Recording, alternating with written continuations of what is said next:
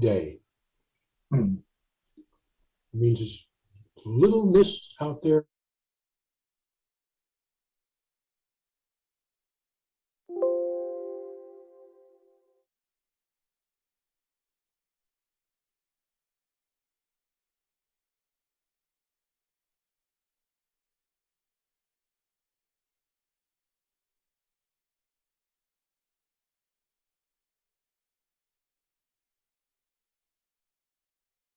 Day.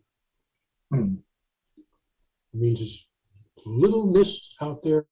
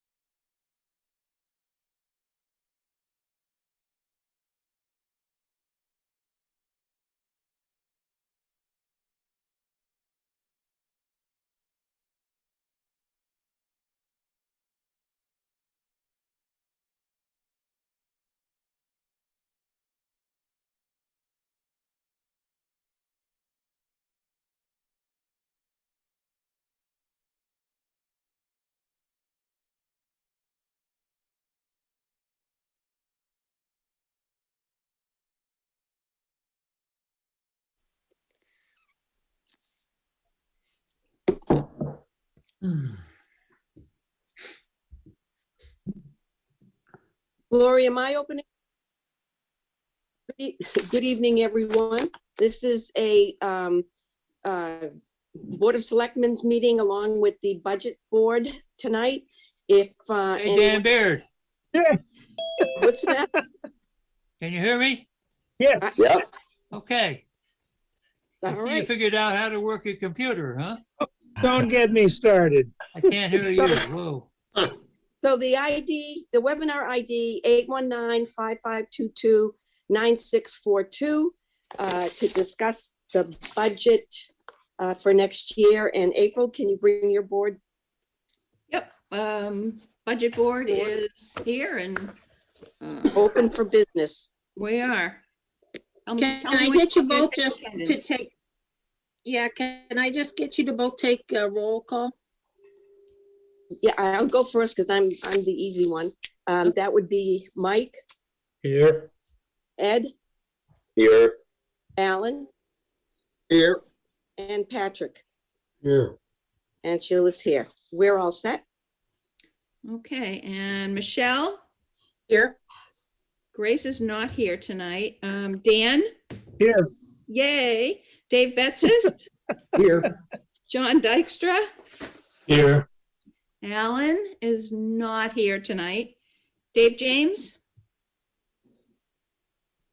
Dave James? Yeah, he's there. Hello? Dave, can you hear us? Yo, Dave. Your Dave, turn to can you hear talk. us? No. See him. He was just on. I I think see him. frozen. He's there. He's Frozen. frozen. He's frozen. No, it's not frozen. There he is. David, you hear David James? Can you hear us? His neck is muted. I will, he's definitely here, so I Yeah. can speak for him there, but I will text him. Okay. Okay. Hi, Leffler. Here. Dimitri, I don't see Dimitri yet. Steve Turner, Yes, here. Rick Wakeland. No, I don't see Rick either, and I'm here. So we have a quorum. Good. Lori, do you want to take it? Sure. Denise Brown, our finance director, is here as well. And so we are going to give you an overview of the capital budget tonight. And then we will be bringing forward others to go over the outside agencies. And so I'm going to open up a PowerPoint presentation, and then we will give you an overview. There's Dimitri now coming in. Okay. Good evening.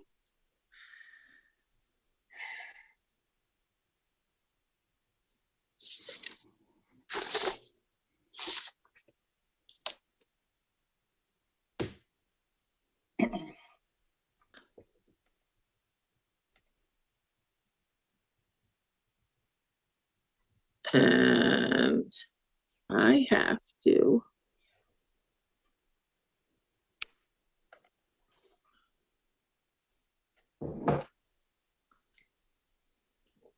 You know, you get all these things on your screen. Gets a little busy sometimes. So I was just going to start with giving you an overview of our capital budget. In your documents, you have in your budget book the purple pages that give you an overview of our capital budget and our capital presentation, and that is starting on page 39. But tonight we are going to review the rest of the general fund budget. So to start with, here is an overview of the items that are included in our capital budget for 2023. They include most departments, and we'll go over these in more detail. And they total $2.18 million, and they make up about 18% of the proposed fiscal year budget.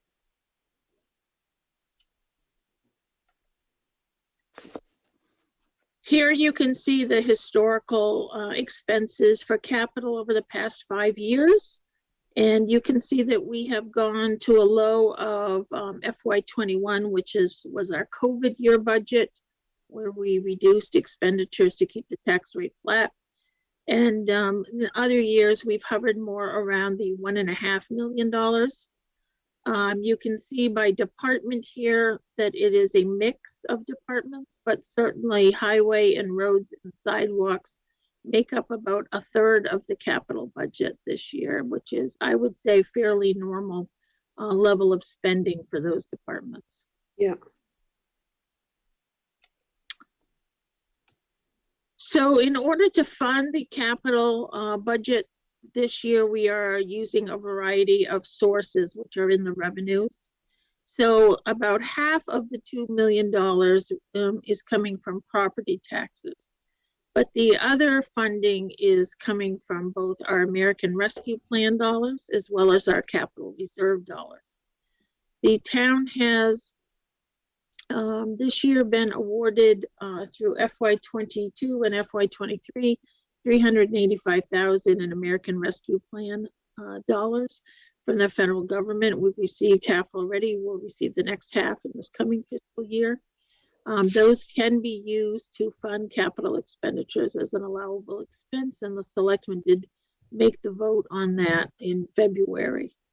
The town also has a fund balance policy, and so any funds that are left over at the remainder of the year that are, if revenues exceed expenditures, go into the fund balance. And we maintain about an 18% fund balance in order for liquidity and to take the town through cash flow issues, as well as to deal with unexpected emergencies.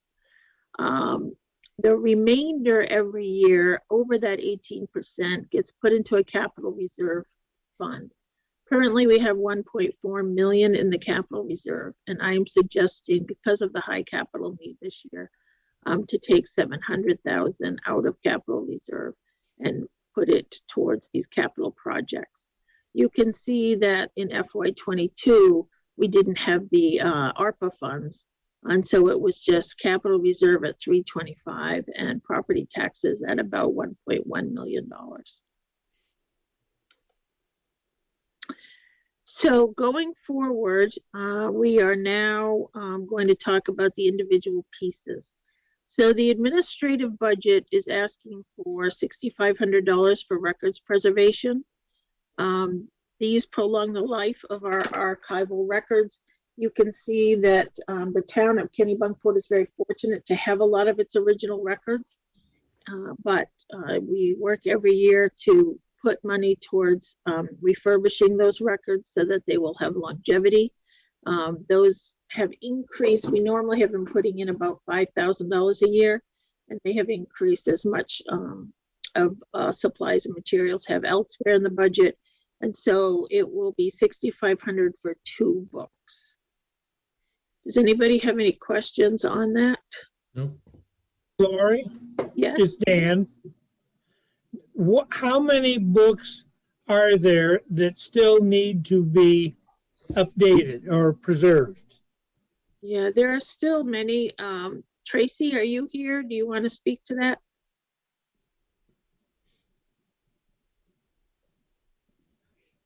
Oh, let me ask this then.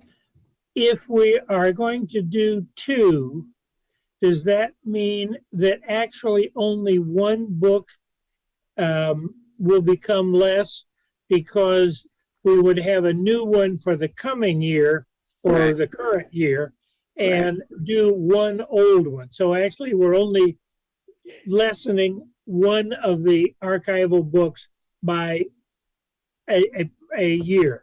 Is that right? I would say we probably, generate, I don't know if we generate a whole book. We have our commitment book each year, as well as, which is our tax commitment. Our valuation records are now digital for the most part, besides town meeting records, which go in a town meeting book. So not every year creates its own book of record. Some of them contribute to it, like a town meeting book would. A lot of, in the old days though, everything was manual and in a written book. So I would say we're still making progress. I mean, April was, of course, our town clerk and worked hard on this. I mean, April, do you have anything to add to that? No, I think you're right. We're doing the older valuation books. We were in the, I don't know, 50s or 60s maybe when I left. We did the oldest books first, but we don't generate a whole new book every year because some of the, like the town records, we print them on archival paper and put them in a book so that it's already preserved. So we don't have to do that. we're just doing the old stuff that was all handwritten. So I think we're making progress. Yes, Oh, I'm we- here. We are definitely making progress. Like Lori said, a lot of the current records, like birth records and death records, are all on the computer now through the state's database. So we aren't creating the books like we used to. So we're currently just working on the older books. Tracy, are we digitizing any of the older stuff? We aren't, because that is a whole other system that we aren't set up to do. We'd have to get special equipment and all of that. So we're just archiving them for the moment until maybe that system is a little more affordable. Okay. Thank you. Okay, Quick question. Yes. Going back a little bit to the capital reserve account. Is Mhm. there a target balance or a target return on the balance? Maybe I should already know this. I apologize. no. There isn't a target return because any of the, it's not really invested per se as like a trust would be or like our kitchen funds are. It's invested with our general fund dollars, which are kept mostly liquid. So the reason why we set this account up and changed or adopted the fund balance policy after I got here was because the town had a tendency to take opportunities to, like the McCabe land when it purchased that, and to just use the undesignated fund balance. And so I thought it was important to separate the fund balance between what we need for just general operations and what's available to do other projects like this. And so each year that we're over the 18%, we add to the account, and we usually subtract to it as well in differing amounts depending on capital needs. Thank you. Lori, quick follow-up question, tagging on that one. The remaining 708,661 in the reserve, is that a comfortable amount for the town? So keep in mind that this capital reserve fund has only been in existence for like 5 years. And so it doesn't have a long history with it. I would say that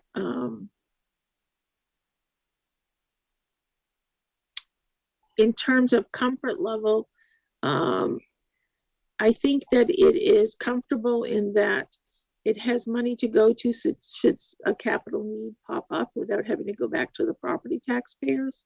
But yet it's about the priorities in terms of capital funding and where we are with that.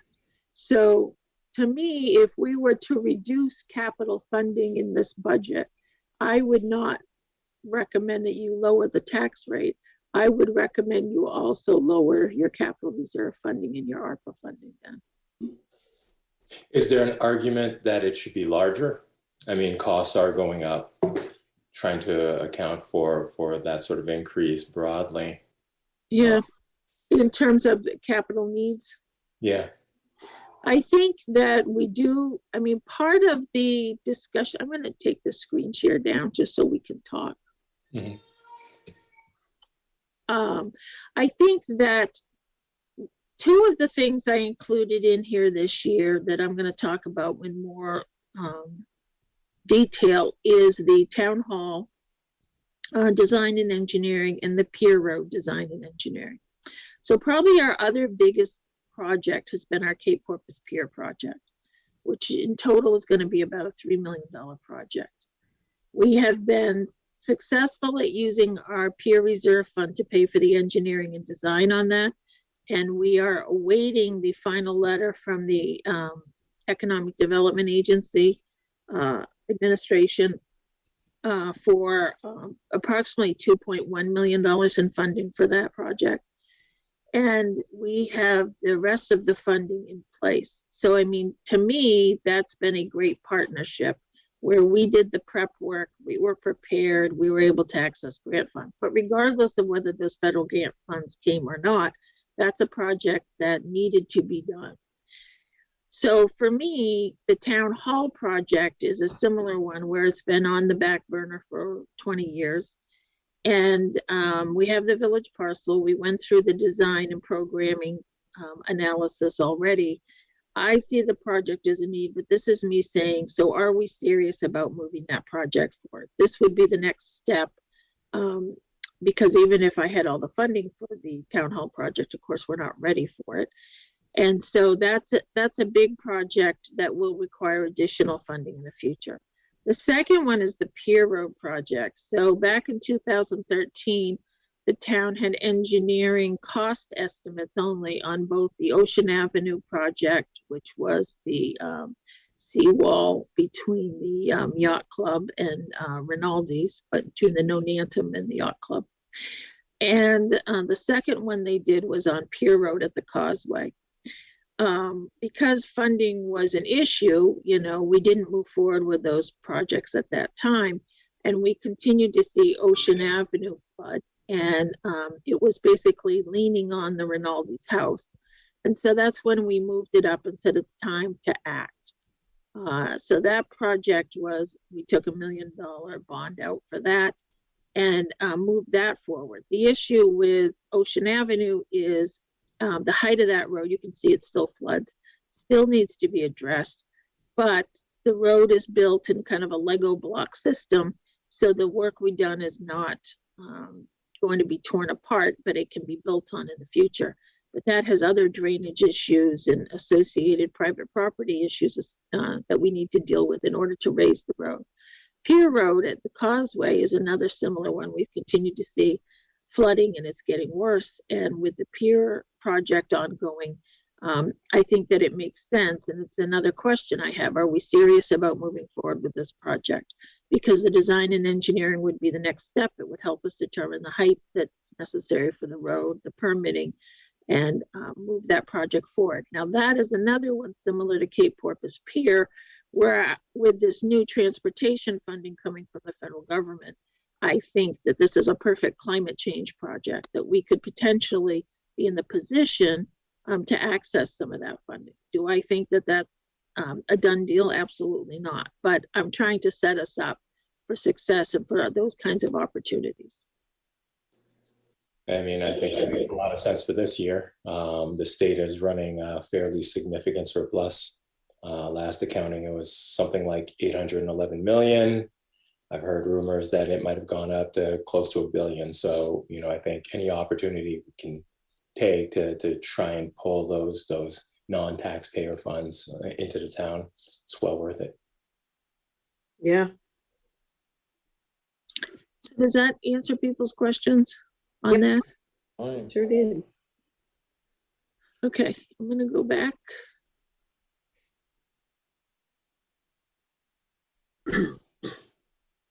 So as we just talked about, there's 400,000 for the town hall design. So as I said, we did an analysis of programming space needs, both for the fire department as well as town hall. We estimate that we will need about 8,000 square feet. It'll include the meeting room that's currently at the village fire station. We'd have a new meeting room in town hall. And currently the space we're in is about 5,000 square feet. So it's a sizable difference. But it also lets the fire station become a space where we could one day have sleeping quarters for firefighters that need to be there 24/7. So it sets us up for the next phase that we anticipate will happen in the future. This has been on the back burner for a long time. We've discussed it over the past few years. I had started with reserve funds in the year of our COVID budget. But this is me saying, I think this is a priority and we need to move forward, but I'm certainly looking for feedback from the Selectmen and Budget Committee. Lori, when we say a design, is that an architectural, do we get an architectural plan at the end of that? So that's. Yeah, we had this picture here, you could see is the one that David Graham did. But yes, we would go through design and engineering. So we're ready for the bid documents. So we're ready for the bid. Good. Got it. Perfect. Yep. Lori, Yes. is there going to be a space there for voting? Yeah, I would think that the meeting space would be available for voting. And is it gonna Yeah. be big enough? Well, I mean, it will be bigger. I mean, of course, we need the final design done as well, but the one that David Graham did was bigger than the space at the village fire station. So I think it would meet those needs.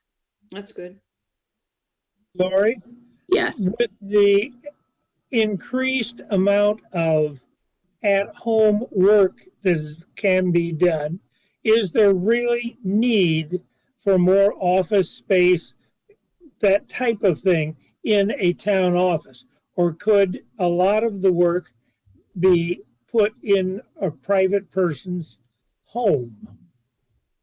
Yeah, and I thought about that, Dan, especially with the pandemic, and there was so much talk about people consolidating kind of brick and mortar offices. I would say what I have seen here is that there are very few positions that can do work remotely. Our town planner, our town assessor, our town finance director, all take occasion to work from home, and I think that it works, or work remotely. But I would say those are the few positions where that works, besides the occasional department director taking the day to work on their budget at home or things of that nature.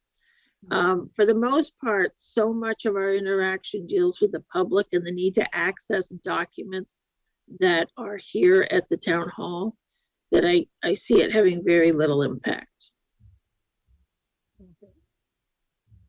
And one other thing that bothers me, the fire station on North Street, regardless of where it is, for anybody who needs to get there to get an engine or get out of there with an engine, that in the summer, you couldn't find a worse place to have a fire station, particularly if you're trying to go down towards Ocean Avenue, Wilds District area, or the Cape.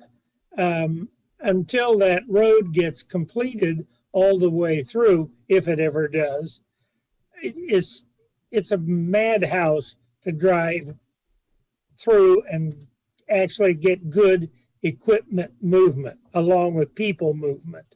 Mm-hmm. Yeah. Traffic is certainly a challenge in the summertime.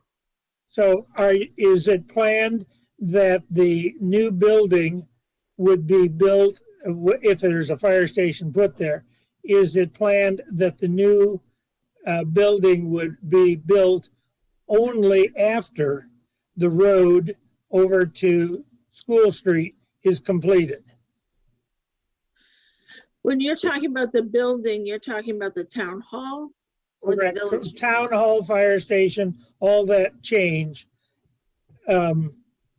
I don't think the plan was to wait until the road was finalized. In the village parcel visioning process and the plan that was adopted, it was looked at to develop the road over time. And not to, because in order to do the entire road, you're probably, looking at maybe $9 million. And if the town wanted to do that with all the utilities and roadway, I mean, that would be a large bill to pay. Right. Where are you thinking about putting the town hall? So originally, the town hall was looked at as the site at the corner of North Street and the parcel. I was looking to see if I had a different. Lori, do you want me to pull that up? Do you have the map right there, Werner? That hasn't changed, has it? Because I No. thought, Hasn't changed. So if you enter the parcel, I don't know if any of you have been to the parcel recently, but you know, the little parking lot we built right by the trails. So as Werner has it there, right there. Yep. So do you want to just lead people through what they're looking at, Werner? Sure. So what we're looking at and I'll zoom in a little bit here for folks to see. So we have North Street here, and this is the current entrance to the village parcel. And so it's anticipated that the town hall, along with associated parking, would sit right on that corner. This is the front of the building that would be facing out towards North Street, looking out towards the golf course. Is it anticipated to move the fire equipment to that building? No, so the current plan here, that this facility here would be town hall and meeting space only, that the fire department remain in its current location. When we did the space needs analysis, we have, as part of that work, there's a proposal for an addition to that station, as well as, the conversion of that meeting room area into bunk space. Okay. What is the approximate area of the current town office that houses public access and offices, as opposed to the outback where there's a lot of storage? We probably have about 3,000 feet, don't we, Werner, in the front of the building? It's a little bit bigger than that. It's about 3,700 square feet for the, for what I would say is the office, the office finished space, so that would include the, the restrooms and the lunchroom. And then the garage area, storage area, that's about 2,000 square feet. Thanks. So quick question on the costs associated with extension of that road from North Street over to School Street. You mentioned it was $9 million to complete that road, including utilities. No, Oh, that's just the road, just. Oh, No, that would include utilities as Get well. the sewer. Yeah, okay. water, sewer, Do we know as what well the as roadway, but cost that's me taking what it would cost us for the first third and extrapolating out what it would probably be for the entire road. We haven't had a cost estimate for the entire road done recently. We did one as part of the village parcel visioning process. Gotcha. So we don't know what it would be just for the road without utilities. Correct. Okay. Okay. But I think it's important to know that the original estimate for utilities from North Street to School Street was $12 million. So if we can get it down to $9 million, that'd be terrific. But the original estimate was $12 million. But and part of the intent was that would be if this was done by a developer other than the town's not the developer, that's part of the fees that they would be covering. That's not projecting definitely a $9 or $12 million additional town cost. That could be correct. I mean, the most efficient approach for the town would be some type of public-private partnership. Right. Right. So I mean, certainly if it was the right project, we could look at a TIF, we could look at, an exchange of land for infrastructure that opens up other land. I think what the selectmen have continued to say in the process is that the town bought it as an investment for its long-term future. So those goals for whatever is developed there have to meet that vision and have to be a long-term investment for the town. Makes sense. So that was the town hall discussion. Is there any more questions on that before we go back? I've got one. What becomes of the existing town hall in the space planning going forward? That is a great question. So Werner would tell you that there are all these rules called zoning that would limit my ability of what to do here. But the town parcel is fairly small here where we are. The other issue is it has Chestnut Street that goes through it and kind of around. the property. And so whoever is the future owner of the lot would have to deal with that. It certainly could be some kind of residential use because we're in residential zoning. And I believe it could also be professional offices if it was continued from, you know, the use that we have here right now. Werner could give you a dissertation on his thoughts on what could happen here. We talked about, you know, whether we access more parking, you know, for downtown, as that always continues to seem to be an issue. We've talked about, you know, whether there's a need for senior housing, and turning this into senior housing might be an opportunity to address seniors who need, who have transportation issues because they could walk to the library and walk to the pharmacy. So there's a host of ideas I have heard. You know, I think that we are estimating that we could probably, if the town were just to sell it outright to the highest bidder, you know, get between 1.2 and $1.5 million for the lot.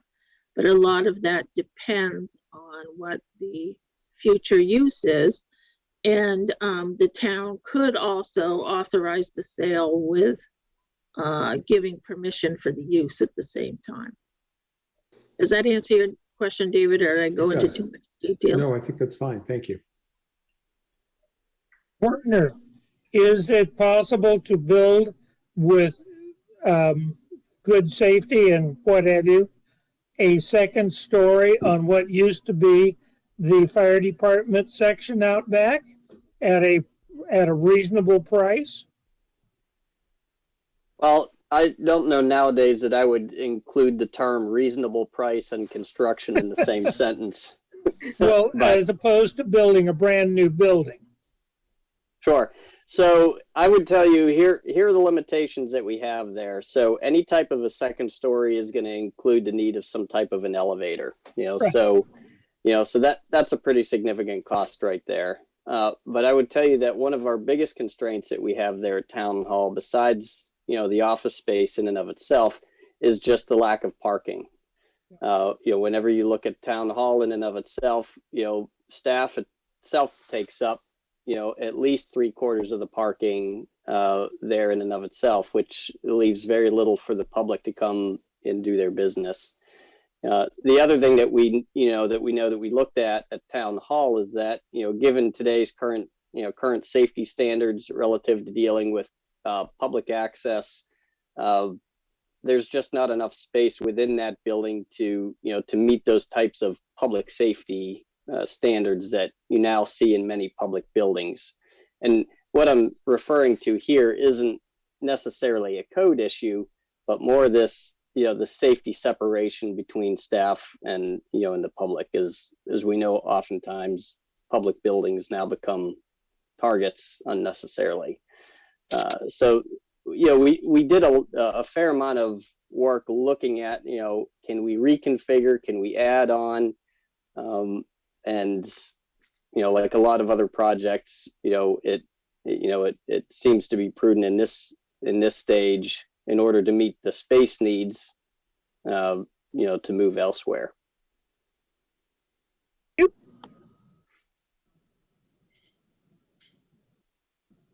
Any other questions on that?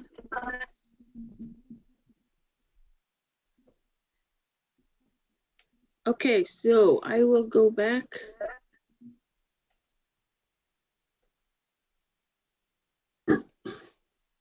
to Town Hall.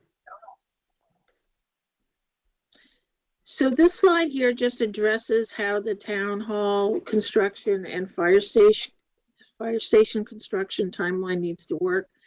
If we want to complete construction on the fire station by 2026, then, you know, I'm looking at, we need the design and engineering done here in FY23. It would allow us to request funds for construction in FY24, and then to hopefully complete construction by the end of FY25. That allows for the design and engineering on the additional bay and renovations to the fire station, beginning construction there and ending. This is the I would say, the quickest timeline we see that we could accomplish.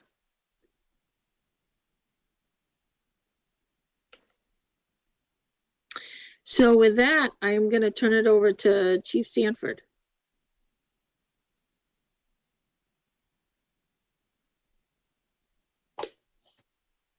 Good evening, everyone.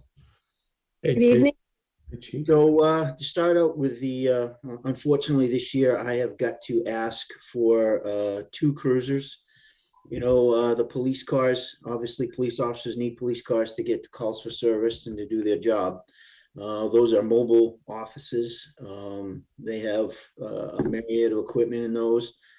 And, I'm asking for 2 Fords this year, one as a hybrid and one as a regular gas vehicle to replace mine because I have trips up north that I take quite frequently, and I'm on the road quite a bit. We still, just as a note, we still have not received the car that we ordered last year, and I may not get it till June. So Wow. it's a little scary right now, but the reason I'm not asking for a Charger this year and I'm asking for a full-size Ford is because I now have 3 officers that are well over 6'3", most of them the majority of them are 6'4", and weigh well over 235, 240, and they have a hard time getting out of these Chargers. So I'm asking for an Explorer. I got to have mercy on them because they sit in that thing for at least 8 hours a day. So I feel bad. I don't know what the time frame is on replacement, but I tried to knock down the numbers as best I could and do a best estimate. But prices are kind of silly. The dealerships, they have no easy answers for me. And like I said, it could take a little bit, but that's what I have for the police department side of the house. Any questions? Only one is a hybrid, Chief, or was there a reason not to have the other also hybrid? Yeah, I'm replacing mine, and like I said, I spend a lot of time on the turnpike, gas stations. There's not a lot to help out there, and the gas is kind of expensive on the turnpike. So I was going to replace mine with a regular gas, and that was the reason for just one. I tried to talk him into a Tesla, John, but he wouldn't listen to me. Yeah, that's got to have that range, right? Yep. Can't Yeah. you get, Oh, go ahead. Sorry, Dan. can't you get fuel at the town barn at the town price for that gasoline model? Yes, and most of the time I do. I can make it to Augusta, actually Oak Grove, to the academy and back on a full tank of gas, filling up at the highway barn. Okay, thank you. With the increases in gas prices, is there a conversation to be had about potential savings from having a hybrid, 2 hybrids as opposed to just one? Well, I will have 2, sir. The one that's coming is a hybrid, and then the one I've ordered is the one from one of the 2 that I'm requesting is a hybrid. So I will have 2 actually in the fleet if this goes through. I just haven't received the last year's yet because it's been the manufacturing issues. And I don't have any numbers to give you because I still don't have it yet. So I don't know how I'll do with fuel and things. So. Okay. Thanks. Any other questions for Chief Sanford on equipment? Nope.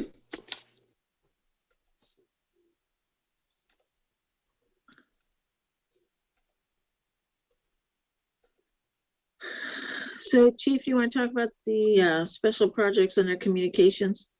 Yes, so there's a picture of the HVA system, so I might as well go ahead with that.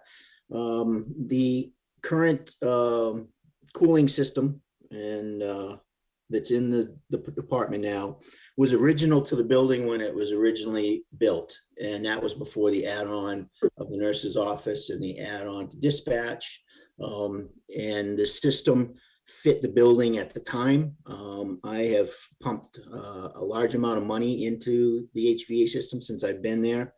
And when we did the addition on the front, which has its own HVA system, they looked at this system and they said, well, it's too small for what you have now. It's caused us 2 leaks because it's up in the attic. I've have 2 large insurance claims because of leaks associated with the HVA system upstairs. And, we went out and got an estimate to replace that system. And that's what the $25,000 is for just cooling itself. Any questions on that? It's old, and I'm hoping it will actually have some electrical savings as well, some energy savings. Right. So the $12,000, I was made aware by our vendor, fire safety vendor, that the old fire suppression system that is original to the building is all glycol. So that means it's all antifreeze because it's up in the attic where the HVA system is. That attic is not heated. And it has to have glycol, and there's a new regulation now where all glycol systems need to be changed out with a new safer chemical or a dry system. And that is the price, and that it becomes effective October 1st of this year, which was a surprise to me. So we've got to have that all glycol, all of it pumped out. It's got to be safely disposed of, and the new chemical put in there. And that was what the estimate was from our vendor. Did they tell you it would be $12,000 to drain the system, put a compressor in, and make a dry system? So I already have a compressor in there because I have 3 fire suppression systems in the building currently. I have 2 out front for the new addition, and I have this the old system. And it's to pump out all the glycol, which is hundreds and hundreds of gallons in my system, and then they've got to dispose of it. And the new chemical that they put in there that's actually wet is very expensive. So why put a wet system in? Because why not go with a dry system? It's dry. It's cheaper than the dry system.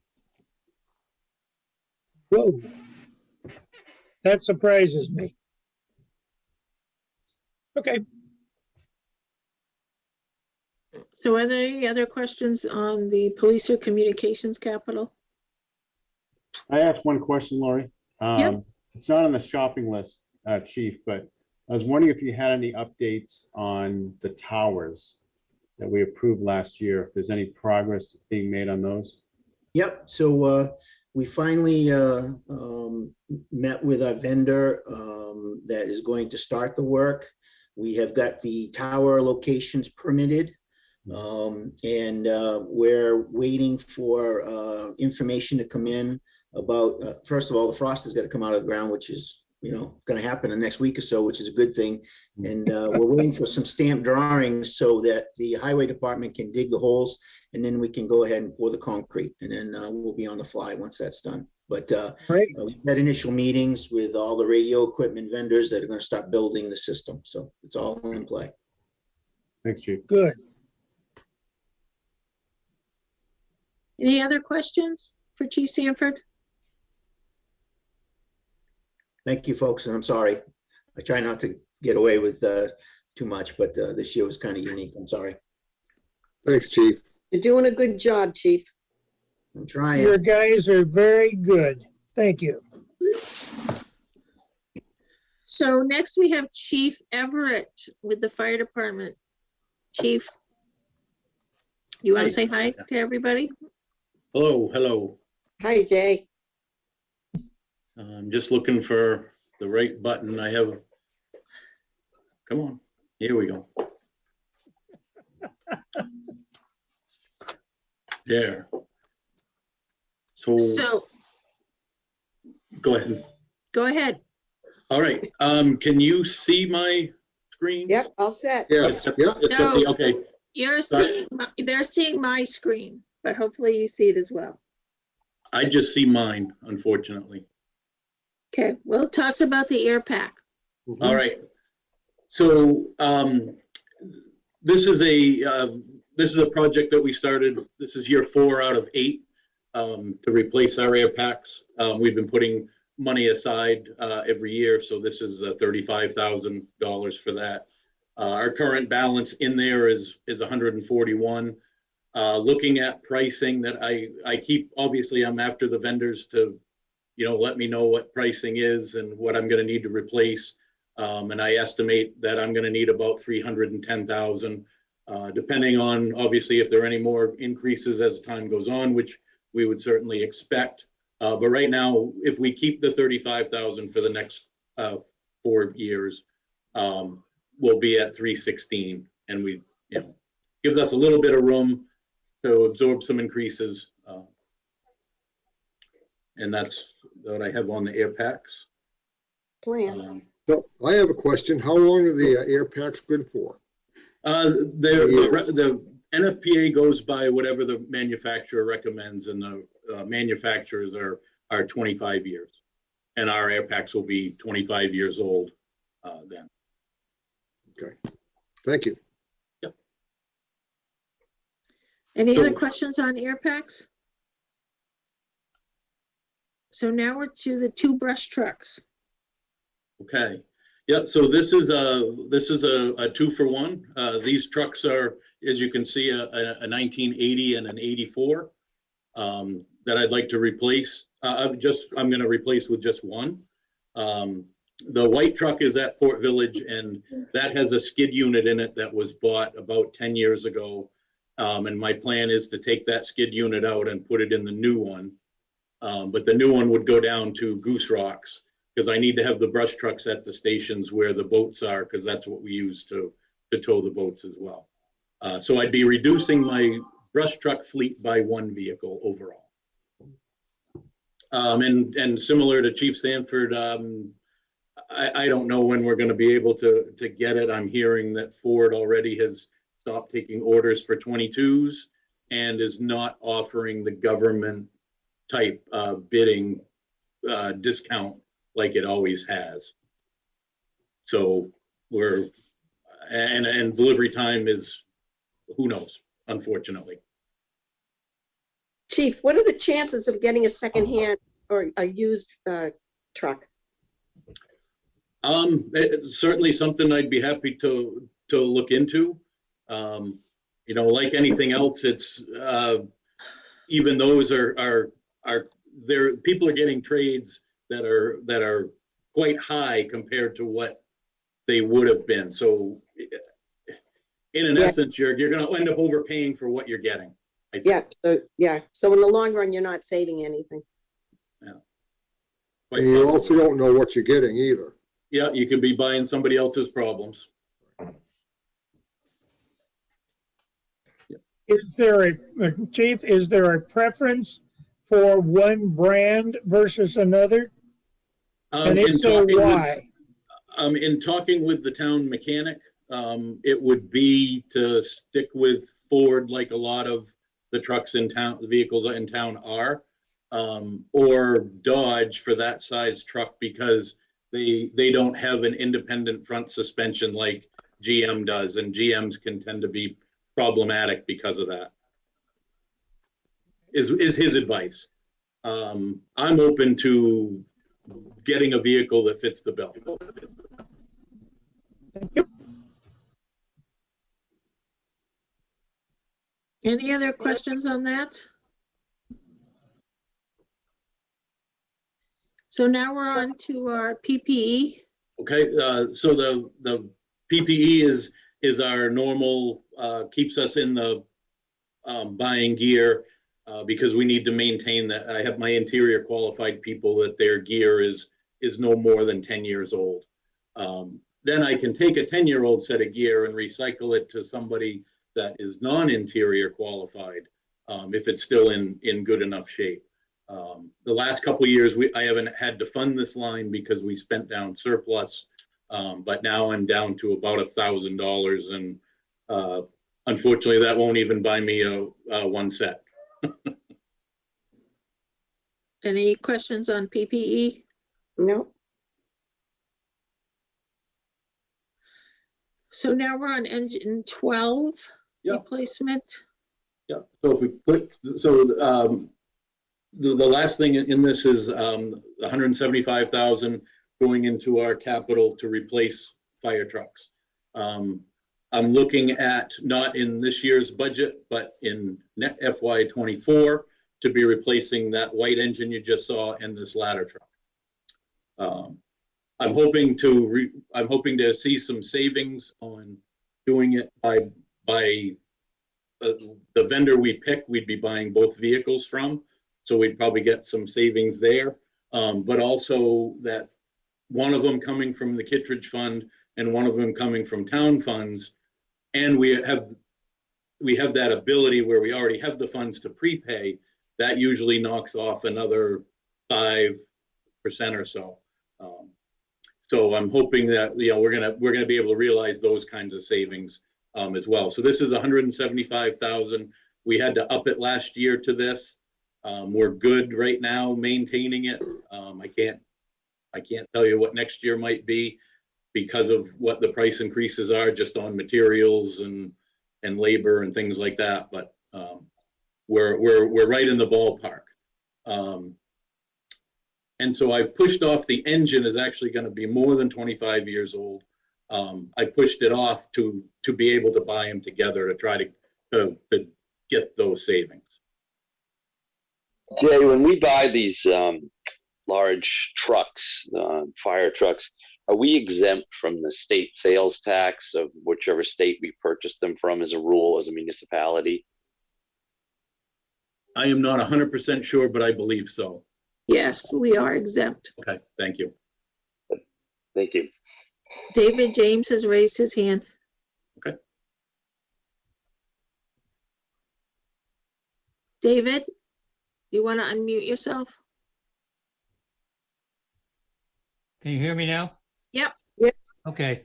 Chief, recently I read that you and the fire chief in Kennebunk were having conversations about possibly sharing some of your resources. And one of the things that you mentioned was that both towns were interested in a new ladder truck, and that maybe something could be done where you didn't have to buy 2 new ladder trucks and one of them could be shared.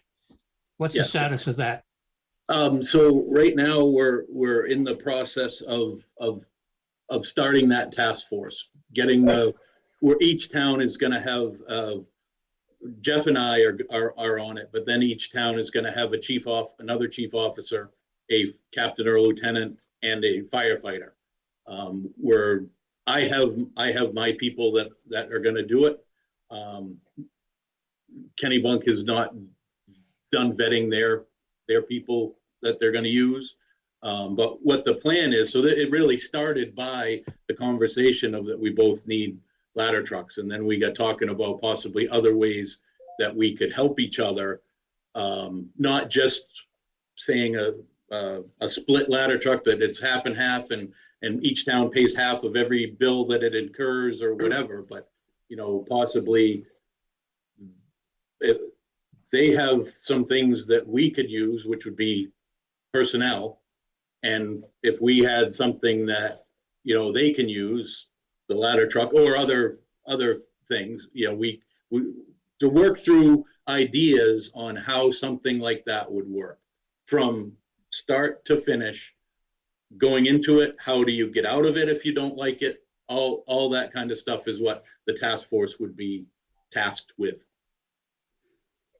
Okay, well, personally, I think it's a great idea that the 2 towns get together and coordinate their capabilities and share the facilities that they have. It's Yep. silly that we all have to duplicate separate things.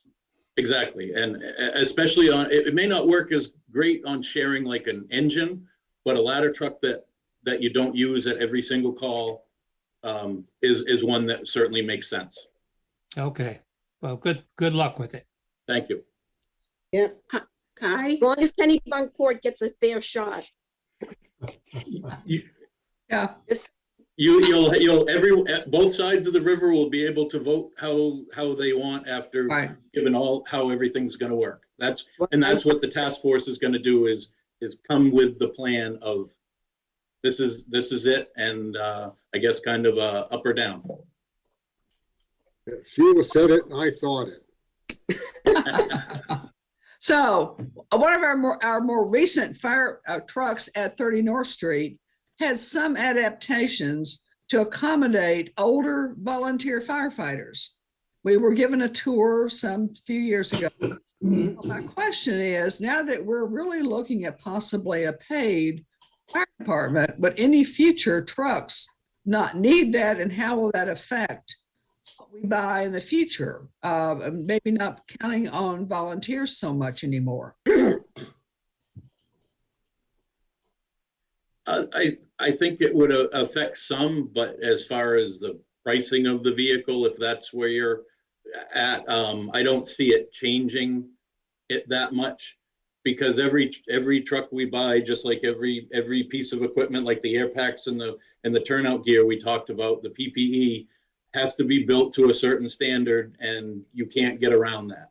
They can't sell me a truck that skirts those NFPA rules and things like that.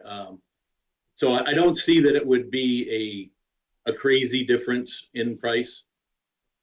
Right. Okay. Just thought I'd ask. Thank you. Sure.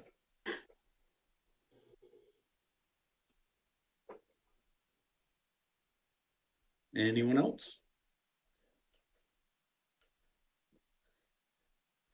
So we do have some, oh, sorry, this slide's next. Yeah. This, I just wanted to show up there on how crazy the pricing has gone over just the life of these trucks. The engine was 261 new, and my estimate for replacing it in 2024 is $700,000 to $750,000. The ladder truck was 380, and I'm looking at 1.1 to 1.2 million. The difference will be, I'm leaning more towards having a bigger, longer ladder than the 75-foot one we have now. It would probably be a 100-foot ladder truck. That's where I'm leaning. So that obviously increases the cost to be it when we're trying to compare it apples to apples. But that's where some of the extra cost goes. We go to the next slide. So there is some good news, although what's going on around the world right now might not help the good news so much. But by putting away this money, we've built, we're in FY24, if it stays the same, I'm going to have just under $1.1 million in the town's money to replace a fire truck. And if Kittredge keeps moving like it has been the last few years, and it manages to gain another 105,000 next year, we could buy the more expensive truck with Kittredge funds. So no taxpayer dollars, which obviously is better for everybody than the less expensive engine, even though the $750,000 is crazy money as well. But that's the good news is we've set ourselves up for that. And I anticipate if we can buy the ladder with Kittredge, I anticipate obviously being able to lower the annual what goes into that account, looking into the future of what the next truck in line would be.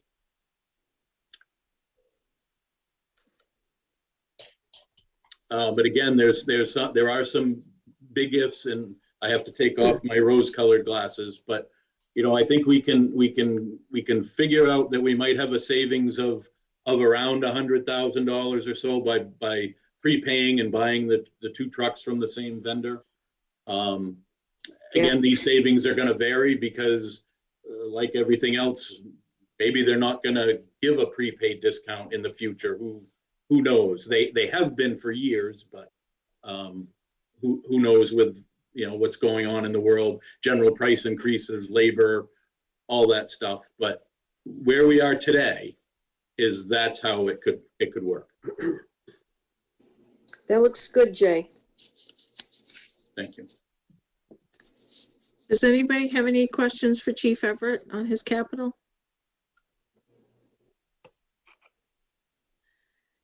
Seeing none, thank you, Jay. And Chris Simeone, our Public Works Director, to review our Public Works capital requests. Hi, how's everybody doing tonight? Very well, thank you. All right. Were you gonna share that, Lori, or would you like me to? I'm sharing it. Okay. So this year, what we're proposing, this is our truck 5. It's a 2011 5-ton international dump truck. We're looking to replace this as part of a cyclical replacement. This is our oldest dump truck that we have right now. The estimated replacement cost right now is $236,000. Okay. Is that with the plow or not with the plow? Yeah, Alan, so that would be with the new dump body on it, the front highway plow as well as the wing plow. Thank you. So this is just a picture of the frame on that truck.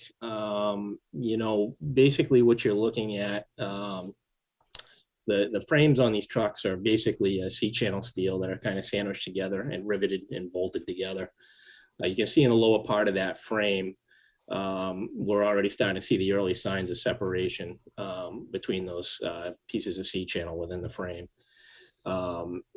As time goes on, obviously, this is going to get worse and will no longer pass state inspection. We did just go through this last year with the tandem axle dump truck that we had. That truck also wouldn't pass for the same reasons.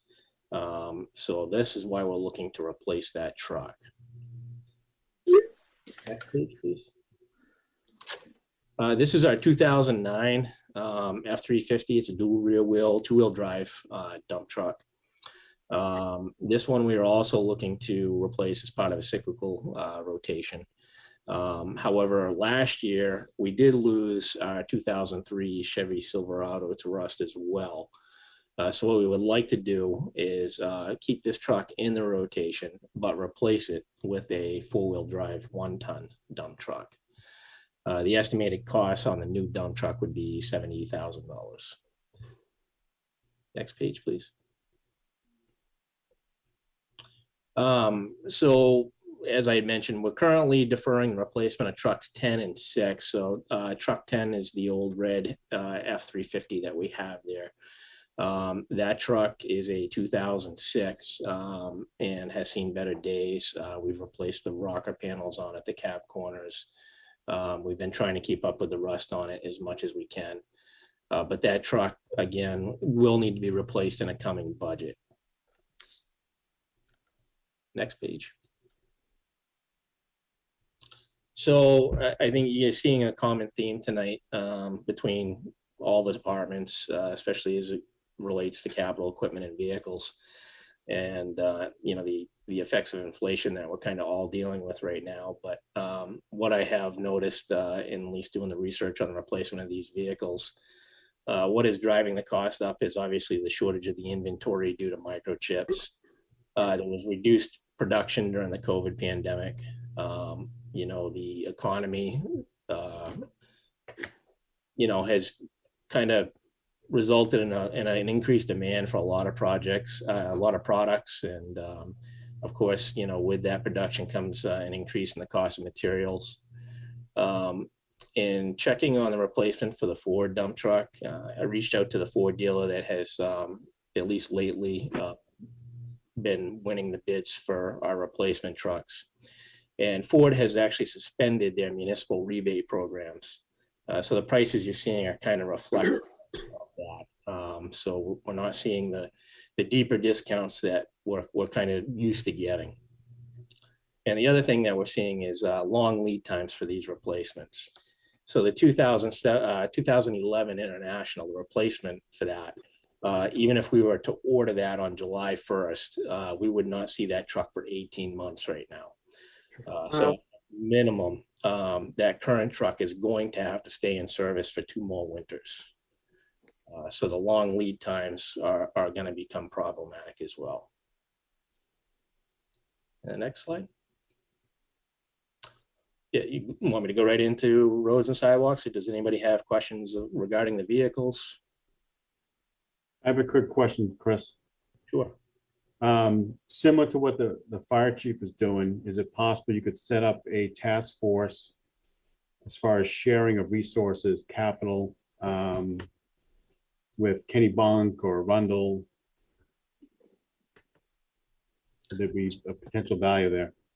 I don't think so. As far as it goes with vehicles, winter operations, usually, highway departments staff for winter operations. So you would need those trucks, available for those operators to use. I don't see that we would be able to do any type of a task force where we're sharing during those winter months. Certainly if Kennebunk or us was down, I think either one of us could accommodate each other and help out, in times of an emergency or a crisis where perhaps a couple of vehicles went down at a neighboring town, but I don't see us being able to share those resources on an ongoing basis. Chris, you have 5 snow routes. Is that right?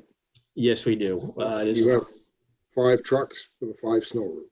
That's correct. And then usually I take care of the parking lots at all the different facilities. So the fire departments, the police department, 30 North parking lot, Allison's parking lot. So more or less 6 plow routes. Thank you. I think the difference with fire and public works is in fire, you have an intermittent need, which is why a lot of fire departments go to a paramedic level service as well and do the ambulance, because they're trying to balance that intermittent need with a more consistent level of service. Whereas with the public works, there's that, constant level in the winter as well as the summer. But I think we do work to share where we can. We do share equipment between the 3 towns, resources. We do look at joint bidding, opportunities to do things together that make sense. Wouldn't you say, Chris? Yes, we do. Thank you.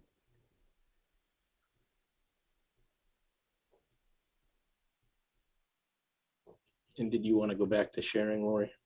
I do, and I'm doing that. So here we are with capital roads and sidewalks. So, we currently have a capital plan for the improvement of our roads and our sidewalks. The plan is somewhat fluid in that, existing conditions of roads or sidewalks may change. So, even though we may map out for the future which roads or which sidewalks we would like to do in certain years, sometimes that may change a little depending on, what we're dealing with, the characteristics of the roads.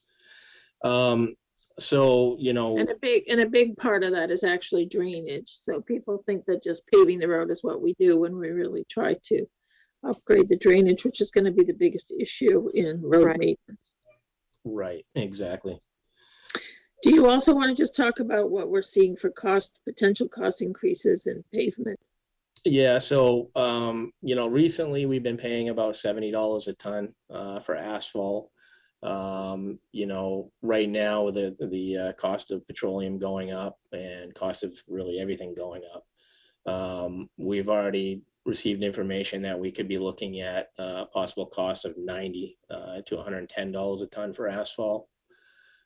So as with anything else, this does impact possibly what we can get done, depending on what those costs are. But this year, we're currently looking to do, Old Cape Road, Stone Road, Belgrade Avenue, and part of Beechwood Avenue from the bridge out to Route 9, as well as half of Oak Ridge Road. Depending on asphalt prices, we may not be able to accomplish all our goals. I certainly think that we can look at what we need to do or changes that we need to do to make sure that we keep our costs within budget. Next page. Wait, I have a question before you go on. Sure. In last year's budget, Fisher's Lane was supposed to get paved, Yes. and I thought it was supposed to get paved last fall, but it didn't. Is it scheduled to get paved, or did you cut it from the budget? No, we haven't cut that, April. That was one of the roads that Pike could not get in before the end of the year. So that is something that we are coming back to. So it'll be done this spring? I hope so. Oh, good. As So does that mean, with pavers, you know, it's hard to actually nail them down for a schedule, but we do our best to make sure that it gets done. So does that mean, Chris, that we already have the money for Lane? yes, yeah, it was just work that Mike wasn't able to get completed last year. So Certainly.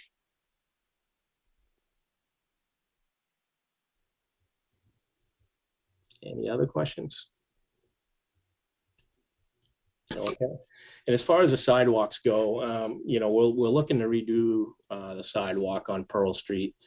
We not only have a drainage issue down there that we're looking to see if we can't deal with, but also the sidewalk on the lower half of that street toward Ocean Avenue is in pretty poor shape. So we would like to do that, as well as a sidewalk from Green Street on Ocean Avenue down to the known anthem Seagrass Lane. We need to make some repairs in there as well. So that's what we're looking to do for sidewalks this year. What material do we use when we replace the sidewalk, Chris? So it'll be asphalt. You know, that's typically the easiest one for us to work with and most cost effective. It does depend on where it is in town and what we think the use is, the potential damage to vehicles. And so we have used concrete, we have used asphalt, along with granite curb. And then, of course, you've seen, you know, our brick sidewalks downtown. And I'm sorry, John, maybe I misunderstood you. Were you asking about the curbing material or the? No, it was the surface. Yeah, that's what I was asking. Yeah, yeah. Any other questions for Chris?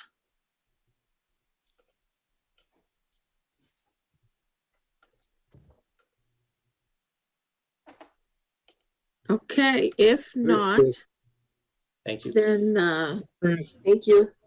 Thank you. we'll go to Stephanie.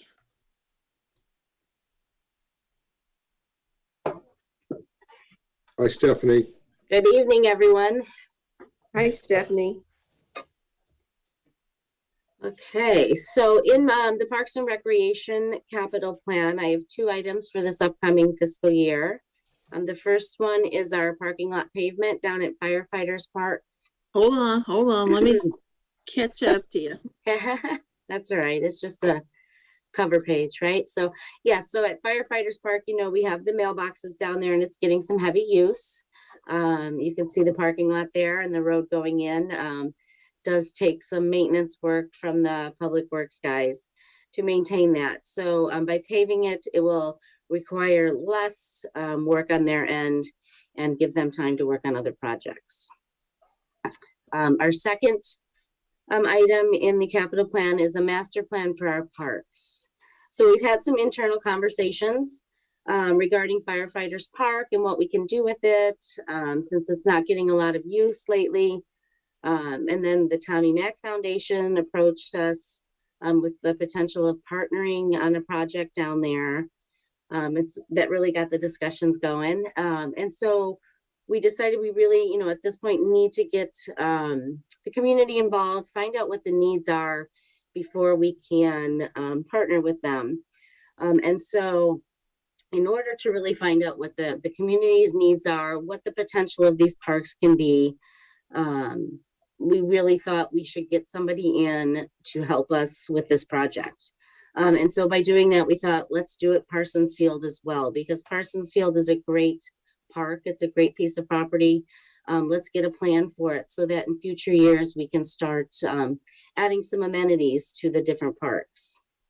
So some of those amenities, Stephanie, to give people a feel of what things Sure. people have brought to you. Yes. So some of the amenities are a new playground at Firefighters Park. Maybe some type of park that could be used for all ages. So there's, adult playgrounds or adult fitness trails, maybe even like a Ninja Warrior type park. There was talked about maybe some trails down at Firefighters Park, maybe an overlook. So there's a lot of ideas. And then Parsons Field, everybody's got an idea of what can go in there. And so just to have a plan in place would really be beneficial. Right. And certainly we've moved the softball field. We have the ice skating rink. Right. But there's discussion about how we make the ice skating rink a more permanent fixture there. There's been a request to put in pickleball courts and how those things might connect and combine. And so there's a lot of ideas. And before we just start investing in things and don't have a clear vision of how this all works together or what the community really sees as priorities, we thought this master plan makes more sense. Yeah, and we want the parks, even when you talk about Rotary Park, that has some amenities there, and we want to make sure that all the parks complement each other with what we're putting in there and make sure it makes sense to the community that's using it. And so, yeah, that's what I'm asking for this upcoming year, is just to get the plan in place and really get the community involved, maybe some other stakeholders involved that would use parks. Like the Tommy Mack Foundation and, others in the community to make our parks even better than they are. So I have a question on Firefighters Park. Do we own to the marsh and to the water at that park? Or does it end at the tree line? Does our property end at the tree line? It does not. And Lori, correct me if I'm wrong, but I believe it goes all the way out to the marsh. Oh, good. It does. I mean, that was another idea. We met a landscape architect out there to talk about, potential plans and what we would like to see. And one of the ideas that came up was whether we have a kayak pier out there, that people could then use, when the tide is right, certainly, but have more access. I mean, so there were a lot of great ideas generated, but we felt like we really needed more public and neighborhood input before we went forward with them. Good idea. That could be particularly important if we compromise the kayak access at the isthmus to Cape Corpus, which I fear raising the road might do. It would be wonderful to have another spot in town with kayak access. Tiffany, Dan Beard, have you had conversations with the Kennebunkport Trust, Tom Bradbury and crew, about trails and so forth? Seems to me that there are a lot of trails around here and a lot of land that is in conservation, / recreation areas. Have you had a lot of conversation there or not? No, we have not yet, or at least I have not yet. But that's definitely one of the conversations that we would have if we were to move ahead with these plans. Yes, for sure. They're definitely one of the stakeholders in town. Yeah, we certainly, and Carol had spent time with the Conservation Trust talking about how our parks connect to trails. The trail that we were talking about at Firefighters Park would be a very short one, but we were thinking if people go there, park, get their mail, one of the issues is being able to walk safely in Cape Porpoise. And so we looked at doing a trail on the outer ridge of the property. Maybe you could get so much of a mile in by doing the loop, but it was just a much shorter trail versus the kind of trails that the Conservation Trust. Right. And potentially even a paved trail where the senior citizen population could get out and walk. Exactly. I don't think you're going to pave that marsh. Yeah. I don't think you're going to get permission to do that. That, and you better put some bug spray in your capital plan too down there. Right. That's another issue we talked about, is how much investment do people want when we are near this marsh, and that, that mosquito issue there is a real one. Leave you alone in the wintertime. That's right. Right. That's a good time for the kayakers to go out, Alan, is in the winter time. All right, any more questions for Stephanie? Thank you, everyone. Thank you, Stephanie. Thanks, Stephanie. All right, so Werner and Eric and Eli are gonna help me on the special project requests. Has everybody had a chance to meet? I know you all know Werner, he's old news.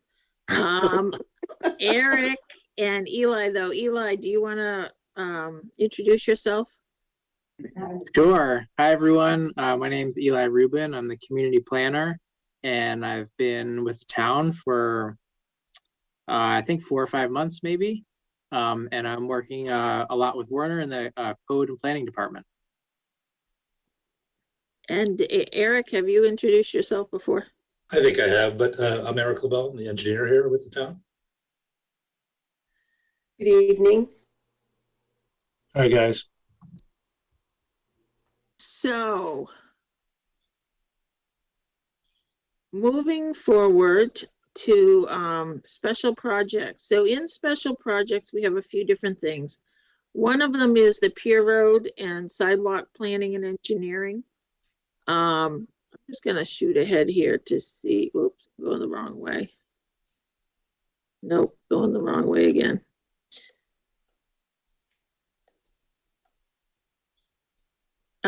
So here we are at Pier Road. Eric, do you want to just talk about the 200,000 for design and engineering on Pier Road? Yeah, so on the Pier Road, we're looking to bring the elevation of the Pier Road up about approximately 2 feet to the elevation of 13 to buy us some time with sea level rise. And that's really what we were trying to accomplish, to basically raise the road up 2 feet. Eric, did you say 2 feet? Yes. Well, that might buy for 3 That won't years. do anything. That won't Maybe do it'll buy a year and a half. Really? We went up to 4 feet potentially with the new cost estimate, Eric, right? Geez, 2 feet's not gonna get you anything. I believe the existing elevation is 11, and I thought we were going to go to 13. One of the issues is because of the way the Pier Road is, you become isolated at the other location as well once you get over a certain elevation. So there's a point where there's diminishing returns because where the other causeway is would then become underwater. So that's at the head of the harbor, you're saying would be, be an issue. Yeah. Yeah. I mean, so what we're talking about right now is this causeway area only. The town did get a cost estimate for that back in 2013. We did talk to the engineers who did the cost estimate, Woodard and Curran, about increasing the height that they had originally proposed. Looked at the new FEMA mapping, and so that would be part of the final design and engineering, is to hone down what that height could be, should be, and to develop a more definite construction cost estimate.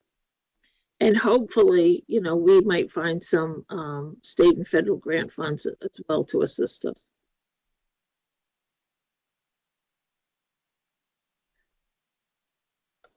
Do people have questions about that? Nope. Are you going to do anything about the head of the harbor on Pier Road? That wasn't part of this scope. We want to talk about that next, though. So next we have Eli, who is going to talk about our sea level rise project. Great, thanks, Lori. So yeah, in addition to the causeway there, we are looking at other locations in town that we're concerned about sea level rise, where there is existing flooding or where we're expecting there to be more flooding. And so we've done some preliminary review of some locations, and we're going to show you the modeling we've done to look at that. And that modeling we've done a 12-inch and a 24-inch sea level rise scenario just for this preliminary review. And we're basing this off of, this is the table was created in 2020 by Maine Geologic Survey and is the state standard for sea level rise projection that we've been using. And so just briefly, I can show you, there's two columns here. The commit to manage, that is the state's recommendation that that municipalities commit to manage for this intermediate scenario of sea level rise. Essentially what it's saying is we are expecting that at least this much sea level rise will occur. Thank you. We're expecting that at least this much sea level rise should occur, and municipalities should commit to manage for it at the corresponding years. Now, the column on the right is a suggestion that municipalities prepare to manage for a high level of sea level rise scenario. However, for critical infrastructure that has a lower risk tolerance, it's recommended that because of that lower risk tolerance, critical infrastructure uses that right column, that prepare to manage for high scenario. And so on the next slide, we'll see we've done that. We've picked a year 2035, and we're going to model for 12 inches and for 24 inches. And actually for two reasons. One is to see both the intermediate and the high level of 12 and 22, but also because these scenarios don't include storm surge. And so if you wanted to include storm surge also, which I'm sure you're all very familiar with what happens when we have storm surge, that's going to be another foot on top of that. And I believe that's for a storm that would occur approximately 10 times a year. That's the level of occurrences. So in capital planning for road infrastructure with a 20-year life expectancy, Lori wanted for us to be able to model this so that we could tell, in 2035, that's about half of the lifespan for a road project that starts now. So what is the environment going to look like? So we've looked at these three areas. And so on the next slide, we'll see that we started to look at, this is the western part of Goose Rock's beach. And so you'll see there are here your three columns here, your current, your 12-inch, and your 24-inch scenario.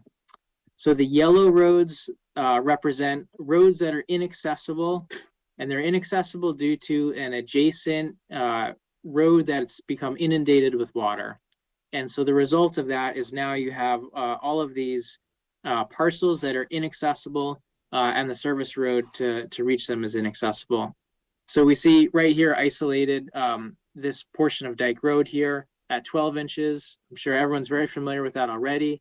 And again, at 24 inches is really exacerbated. On the next slide, I think we see towards the other end of the beach. This is the current. I actually didn't include the 12-inch because there was no difference than in the current scenario. But at the 24-inch scenario, you can see how it affects the neighborhood there.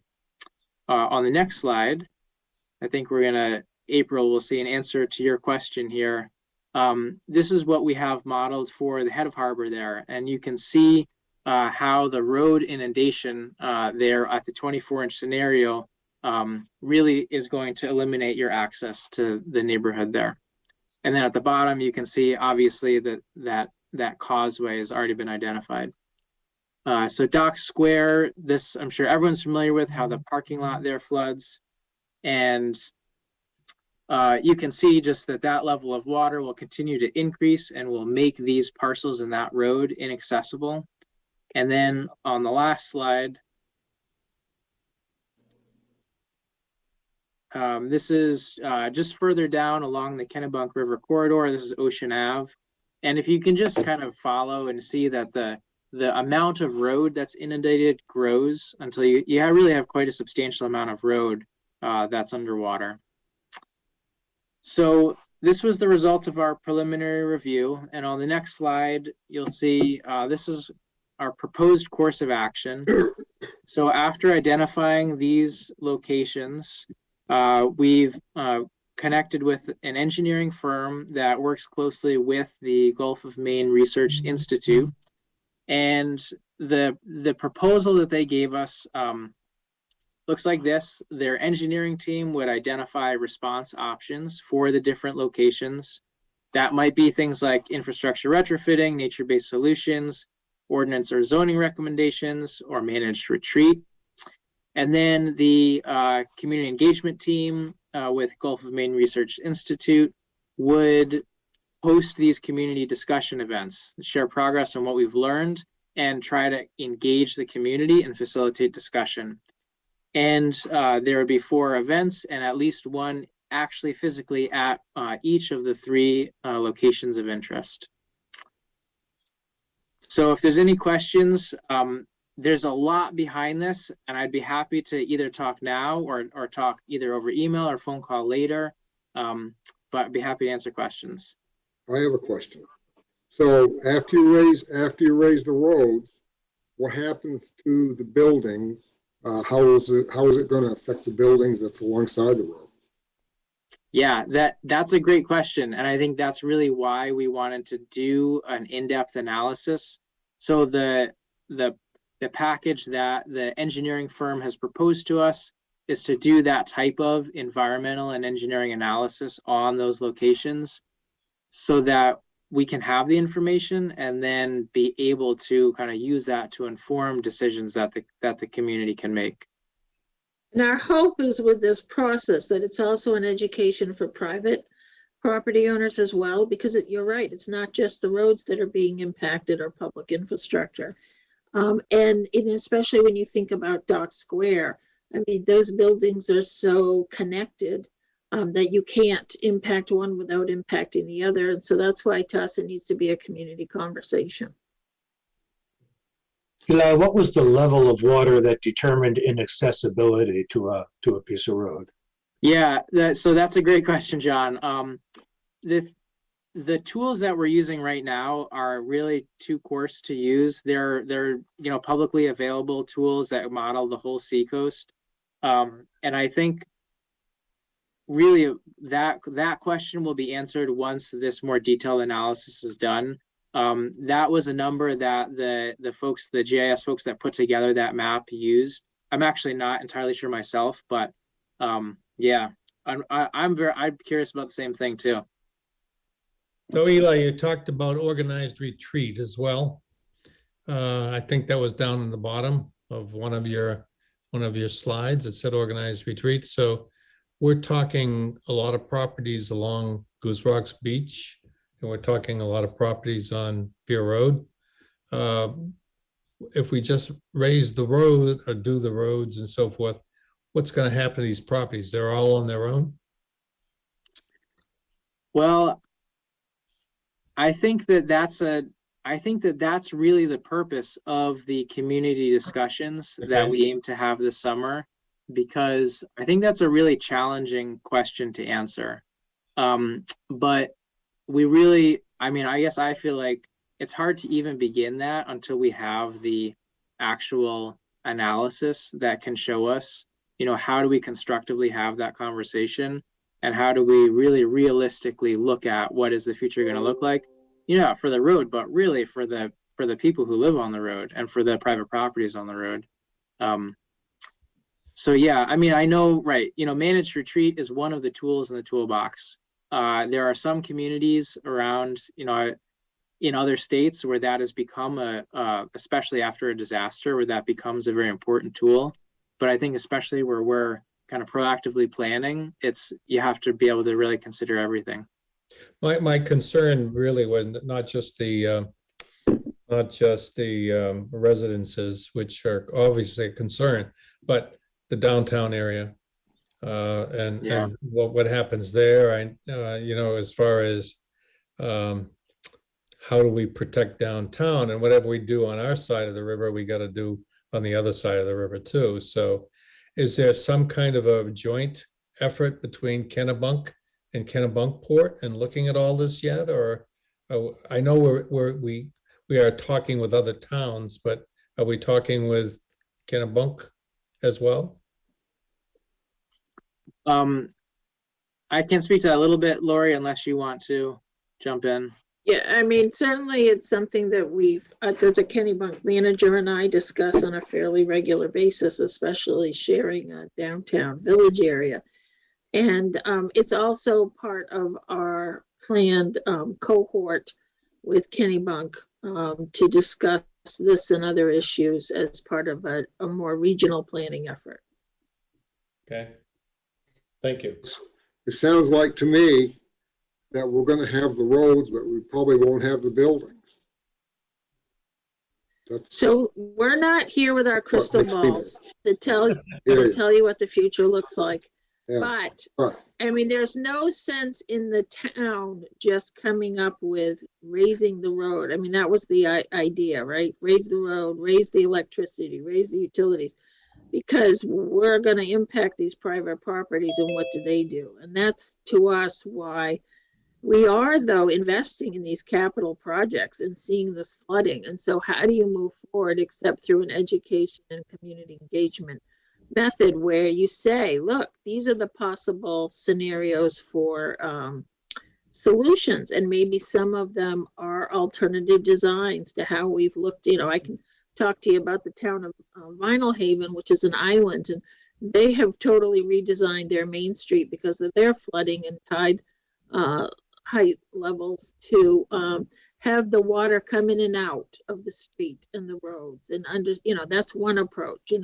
We've talked about floating, downtown. We've talked about moving the downtown. But if we don't engage those private property owners, we can't do it alone. We need everybody to say, this is the vision and this is what we're proposing. We don't control those private properties, but this is our public plan. And that's the plan we're going to move forward with. I mean, somebody has to set the bar, I think. Yep, you're right. Sounds like a plan. That's all we do here is plan lately. Plan. Okay, so let's Thank you. go back here. So, Werner, you are up.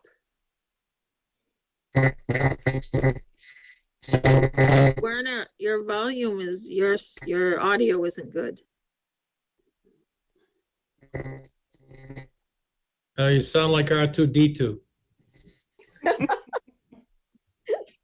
And I love R2D2, but we could use a little C3PO right now. Good, Laurie. Yeah. Yeah, I'm gonna take over for Werner. He was good. You work on your audio, Werner. So as you know, part of our capital plan is also to do a zoning assessment on the village parcel. So here's the village parcel. This is, certainly the largest investment the town has made. We have a public process that created the village parcel zone. The village parcel vision. But currently the parcel is split. And basically the split comes about in the green area right behind lot B. And so in this section where D begins and C begins is where free enterprise zone takes over all the way to School Street. And at the beginning, we are in the village residential zone from North Street. So we have two different zones, and neither one will really accomplish what the village parcel vision creates. So certainly what you see in the village of Kennebunkport, where I'm sitting here on Elm Street and the neighboring streets that people really enjoy, that is not something that could be accomplished today in the current zone. We are looking to extend that village feel into at least the beginning portion of the village parcel. There were discussions of different community amenities as well as housing to meet workforce needs as well as senior needs and the future of Kennebunkport. And so to do that, we really need to undertake a zoning analysis and bring that back to the voters. And so we have here a planned approach that if we work with a consultant in FY23, that we could hopefully bring back potential zoning in FY24 for the village parcel. Werner, are you back? I think so. How's that You sound? sound great. Better. now. Yeah, this is what happens when you yell downstairs and get them to turn Netflix off. Do you have anything to add there, Werner? Sure, I can just talk a little bit about Lori. I don't know if you mentioned the idea of using a form-based code. No, I have not. Okay, so for village parcel, and so what we know is that we underwent the visioning session with folks, so we've got some really good information and data about the types of things that folks would like to see happen out there, as well as some good ideas in terms of what those types of uses may look like. And so what we would be looking at is that we'd be looking at the development of a form-based code, which is really what that is it's a code that uses pictures, diagrams, simple language that describes growth and development that are desirable to the community. And for that basis, we use what came out of the visioning session. And so it winds up being that you use the defining characteristics of the built environment, that help inform, how development, would occur there. And so that's a little bit different than, your traditional zoning, which is usually just description of uses, space and bulk standards. But the idea is that, in a form-based code, you're able to really better describe and create a type of area that is, that has a more vibrant, walkable neighborhood, which is really what the goal is, that we see happening out there. So are there any questions about that? I have one question. Can we walk this out a little bit further? Because it seems like, you started this process a while ago and it was very extensive as far as the visioning. So we have the consultant, I guess, finalize the zoning or change zoning if we need to, come back next year with a more enhanced plan. And correct me if I'm using anything wrong. Would we be starting actually some development in FY25? And have we done any projections as far as what that might look like or costs, et cetera? So the selectmen, so in terms of cost, I mean, the selectmen have given us direction that they don't want to expend additional town funds at this time on the infrastructure. I think that's what we heard through the village parcel visioning process, was that people wanted us to make the infrastructure occur in partnerships as much as possible, that they did not want to see additional town funds going towards that. Of course, there are many ways to make those partnerships work, and I think that we're open to exploring all of those. But our goal is also that those partnerships tie back to the vision, and that we're not just in a subdivision plan, or this isn't an industrial park or an economic development initiative. This is about the town's future. And so what partnerships make sense to bring those to fruition, as well as help them pay for themselves. I mean, I'll let the selectmen speak to that. No, I think that's right. I think the first thing we need to do, we have, by the way, met with a couple of developers just to get some advice on how to proceed and what the future might be for the use of the property and so forth. And we ended up talking to them about the need before any developer takes a serious look at the property and puts money up front, that we need to have the zoning straight, whether it's a change for density or a change for how the property is used or whatever we come up with. It needs to be clear. And then once that's all done, then of course it has to go to the town voters, the citizens, the registered voters, to vote it in and approve it as far as the zoning goes. And at that point, we can really, this is my own opinion, that we can start to talk with, we can probably start talking with developers sooner, but it would also depend on what they could do as far as the density and the use goes in that property. So that's been some of the advice we've gotten, and I think it's good advice. And also, my whole goal when we first talked about buying this park was that the town would have a good piece of property for the future. I mean, my intention was not to, okay, we have 87 acres, let's see what we can put on it. It was more for the posterity of the town. I mean, in 40 years from now, we may need a walk-in clinic. We would have land in order to do that. And it would be land that would be close to town or close to the center of town so that more people could use it. I'm not really interested in filling up the whole piece of property. I think we need to look at it as a long-term investment. Thank you. I think we all have looked at that way. Yeah. You know, not just to build it up overnight, but just to take our time with what we're going to do. We don't know what we're going to do with it yet even.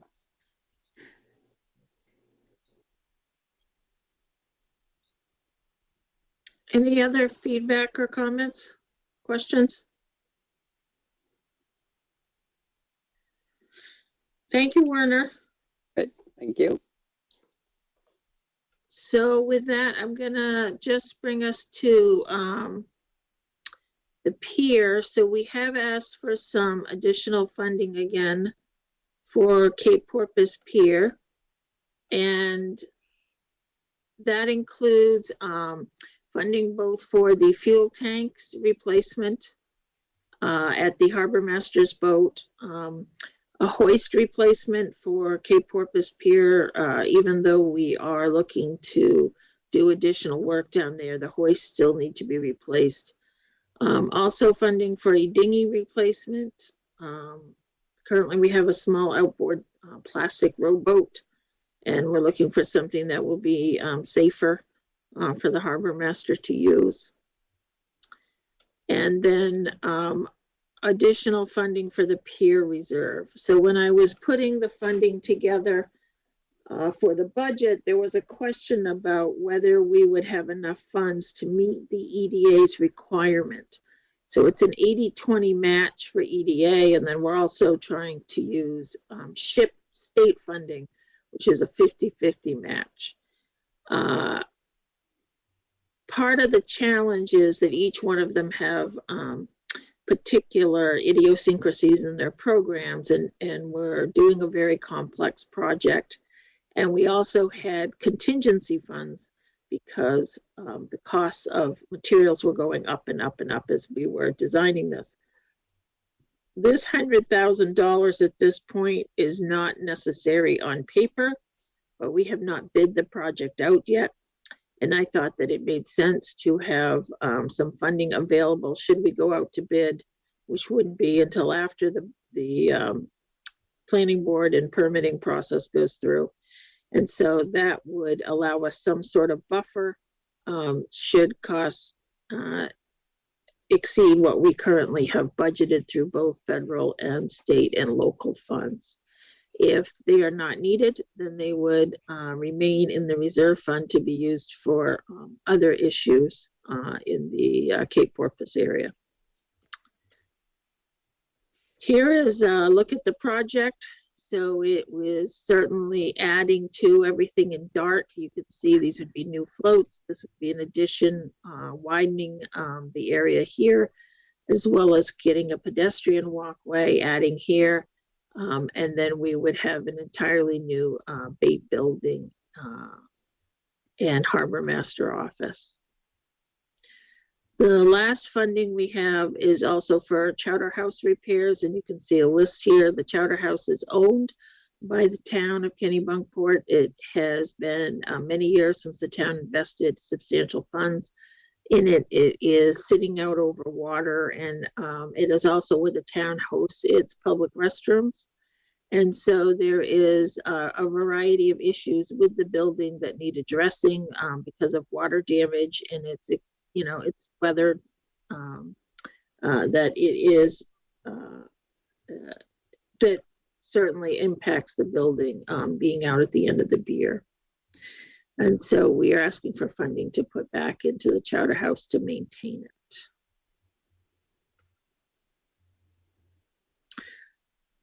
Does anybody have any questions on any of that? So that brings the closure to our capital funding discussion. So any last questions or comments on the capital before we move on?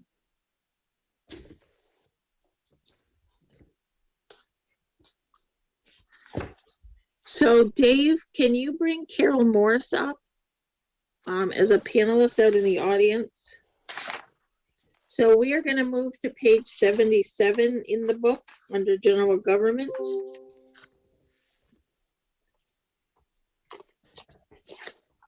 And on page 77 is our Conservation Commission.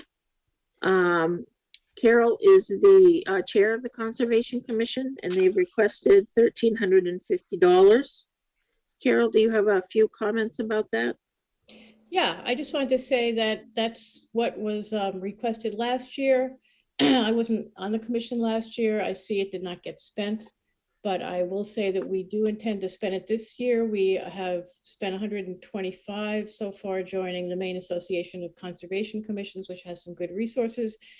And as some of you may know, we're in the process of looking into a pesticide ordinance, and regardless of what comes with that, we're going to be wanting to do some education. So there'll be some printing of materials. I know that the Lawns for Lobsters brochure that some of you may be familiar with was really well received many years ago. So we may bring something back like that. But at any rate, that would probably give us somewhere between, I don't know, 800 and 1,000 brochures if we do that same type of thing for that budget that we're requesting. Does anyone have any questions for Carol in the Conservation Commission budget? I just have a comment. I think it's overdue that we have a pesticide ordinance. So thank you for your work, Carol. Great. Well, it's going to be interesting. We've got a survey out there now, so see what folks have to say. Thank you, Carol. Okay, take care, guys. Bye. So next, can you bring up James Stockman in the audience, Dave?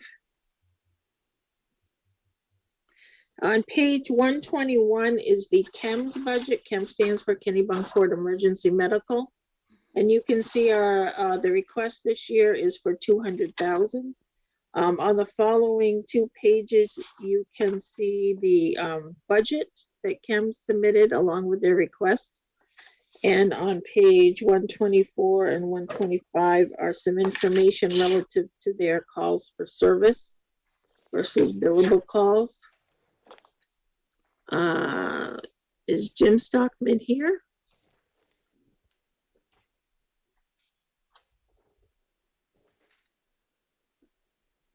I'm getting there. Okay. There we go. There. Good evening. Hi, Jim. I'm president of CHEMS, and my chief of operations would have joined us, but he had to work tonight.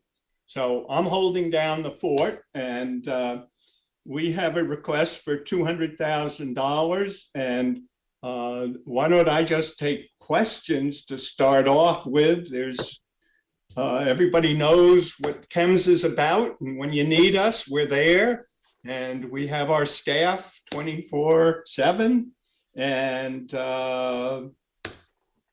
And like everybody else, if you've read the newspapers recently, ambulance services are having a lot of trouble making money or even breaking even in this day and age. The reimbursement for Medicare, Medicaid is down. We just received notification that we need to participate in the Medicare ground ambulance data collection instrument. And we've decided to go and start that July 1. And they basically want to know absolutely everything in terms of our service and what we do. My operations board and my volunteer board all see this as additional paperwork. So I'll take questions rather than going into it. I don't need to tell you about what we do. When you need us, we're here. Is it a federal program that you're going to have to start in July? Is that something from the feds? Yes, it is. Are they giving you any money for it? No. No. No, and it's all statistical information like service area and response time, volume, labor costs, facility costs, vehicle costs. They want everything because everybody is complaining that we can't make it. We don't have the volume of calls. And I mean, one of the things that's very interesting that just came to light is that since 2004, CHEMS has sent about $199,000 to our company that tries to get us money. And we have not been able to recover that money. So we have this need of our services. We have the need to get you the best possible people when you need it. We need people to pay their bill. So we're really between a lot of difficult areas of trying to keep this thing going and moving. Jim, how successful is your $300 a year? But how many participants do you have in that? I don't have the exact figure, I'm sorry, but it's been very successful. Each year we get more people. One of the things that we're doing is looking at everything. And that means that we're looking at advisors to help us with fundraising. Oh, you need to, instead of doing it once a year, you need to do it more times a year. Or your subscription service, you need to, we've been trying to keep that cost where it is over the years. We really haven't increased it. So again, that brings in about $40,000, $50,000. Our fundraising has been doing very well with around $50,000, $60,000 coming in. But again, my labor costs are going up. Yeah, it's not enough. Yeah. And it's not enough. Yeah. Well, it's a great service. We're lucky. Yeah, we are lucky. My family in the past had taken advantage of it on many occasions for some elderly and some sick people. And I really appreciate you people being there when you need. Yeah. Too, we've certainly done a super job for us too. Thank you. Thank you. And a blessing in our community as well. Thank you. Exactly. If you look at the cost, the town is really getting a tremendous bargain in terms of cost. If we had to do this as part of a department, we couldn't do it for these numbers. And we're just trying to keep it going and to just make it a little bit more palatable and not lose as much money each year. I agree. We thank you for it. Yeah, thank you. Here. We thank you for the time. Thanks, Jim. Yeah. Okay, so I'm going to jump ahead for those patient people who have been waiting in the audience. And Dave, can you bring up Mary Lou? And we'll go to page 175, which is the Graves Library. Graves Library is requesting $155,000. And if you look on page 176 and 177, you will see their actual budget request and the detail of it. Mary Lou, hi, how are you? The only thing is, Mary Lou, you've got to unmute yourself so we can hear you. Yeah, need to there get you that are. sign, Lori, that says unmute yourself. I had $1 for every time I said that in the past 2 years. I know, I know. Well, thanks for allowing us to present our budget to you tonight. I wouldn't say that we are business as usual, but we're about 90% there with regard to, you know, in comparison to where we were last year, as far as being open, being available for everyone. We're still trying to be as cautious as we can with the children that come in, that sort of thing. But we have been able to, you know, have everyone back in browsing the stacks, using the business center to do a variety of things. Our tax help came back, which has been wonderful to offer that again this year to our seniors. Lots of people turning into our social media. That has been a really great thing, and you know, trying to get us out into the community more. And I think even after this pandemic is over and we're back in person, I think we've all agreed that having things posted on the local TV and on social media, it just gets us out in the public a whole lot more. So we're going to continue with some of that. In 2021, we were fortunate to have a lot of support with regard to people attending our virtual events and responding to our annual fund drive.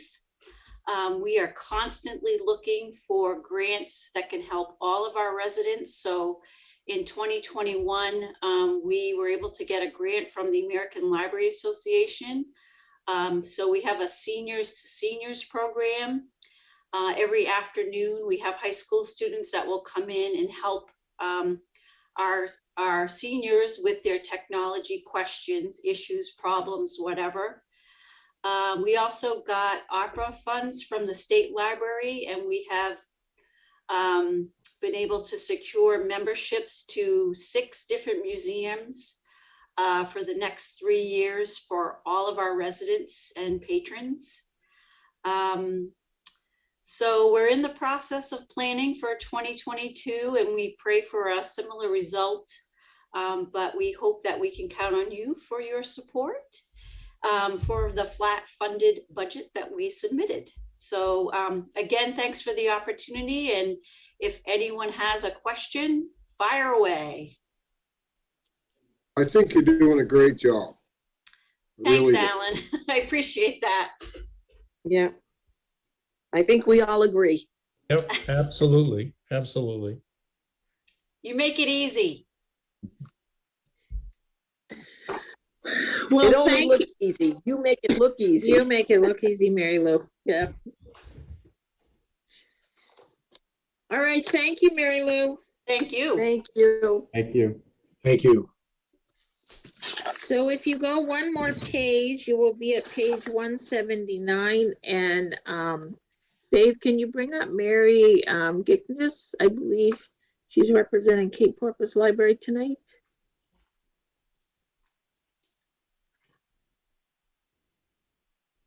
Oh, Rosemary Shore, sorry.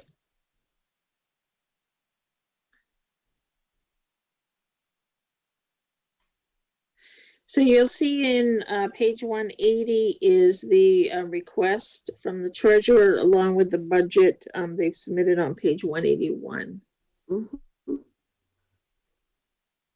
Yes? Yes. Yes.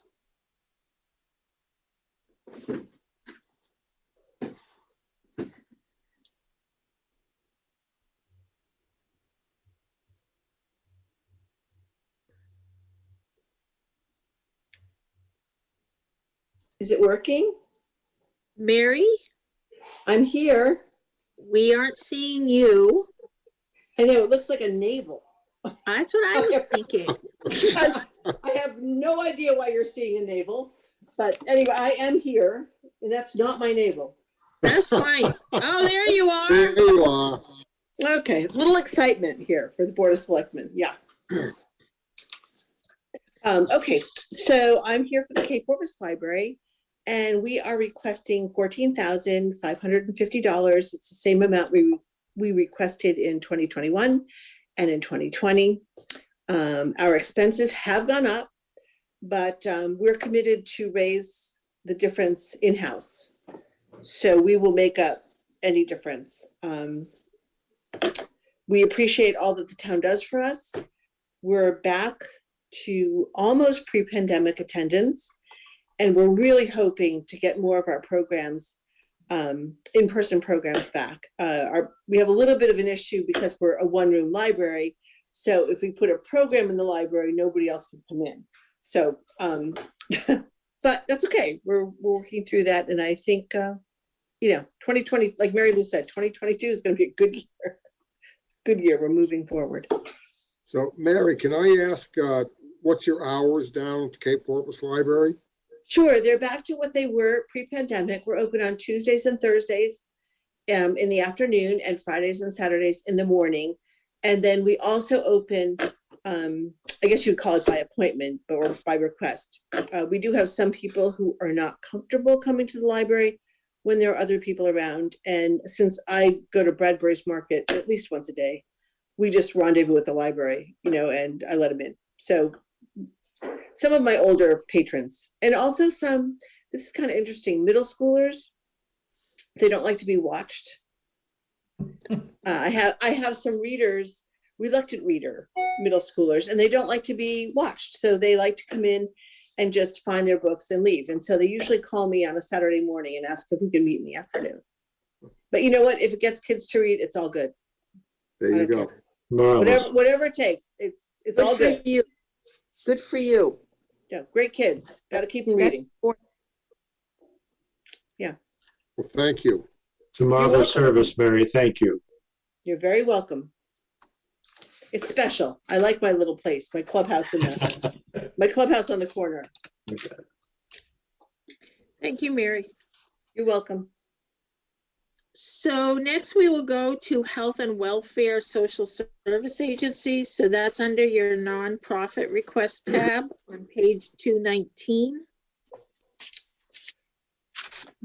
So on page 219, you will see the spreadsheet. And as you know, we have a subcommittee of the Budget Committee that meets earlier in December, January timeframe. Once we get all the requests in, they meet and review them, and then they make their recommendation, and that's what's appearing in the manager's budget. David, James, do you have any comments to make on this? Sure. Can you hear me now? Yeah. Yep. Okay. Just a little bit of background. Some 5 or 6 years ago, the budget board decided that we needed to do something to standardize the application process for town funding for some of these nonprofit social service organizations, so that we had similar data from each one of them, so we could evaluate who really deserves what. And it would include such things as how many people from Kennebunkport residents were being supported in various times and for what, and so forth. At that time, I and Dan Beard and Kai Leffler and Barbara Barwise was appointed to that subcommittee of the budget board with the consultant of Allison Kennaway working with us. And it's worked out very well. But to cut to the chase here, for fiscal year 2023, we've had 11 applications, and we are recommending a level support of $22,707 for 11 nonprofit social service agencies requesting support. This is a $411 decrease from the amount approved for fiscal year 2022 due to a request for a slightly reduced amount from Caring Unlimited. 6 of the nonprofit social services agencies had requested the same funding level as for 2022. The subcommittee supports funding of the following 6 agencies at their requested level. American Red Cross, $500, Church Community Outreach, $3,000, Social Response Services, $1,000, or Sexual Response Services, $1,000, York County Community Action, $4,000, York County Shelter, $5,000, and the Life Flight Foundation, $868. We concluded that all 6 of those agencies provide a generous and adequate level of support to the town residents of Kennebunkport. 4 other agencies requested an increase over and above the fiscal year 22 amount requested. Maine Health Care at Home requested $2,500, an increase of $1,500 over what was requested and approved in 2022. The subcommittee does not support this request, recommends a support level of $1,000, same amount as last year. Because the town has its own nursing department, we don't feel a need to increase funding for this agency, particularly in a very tight budget year.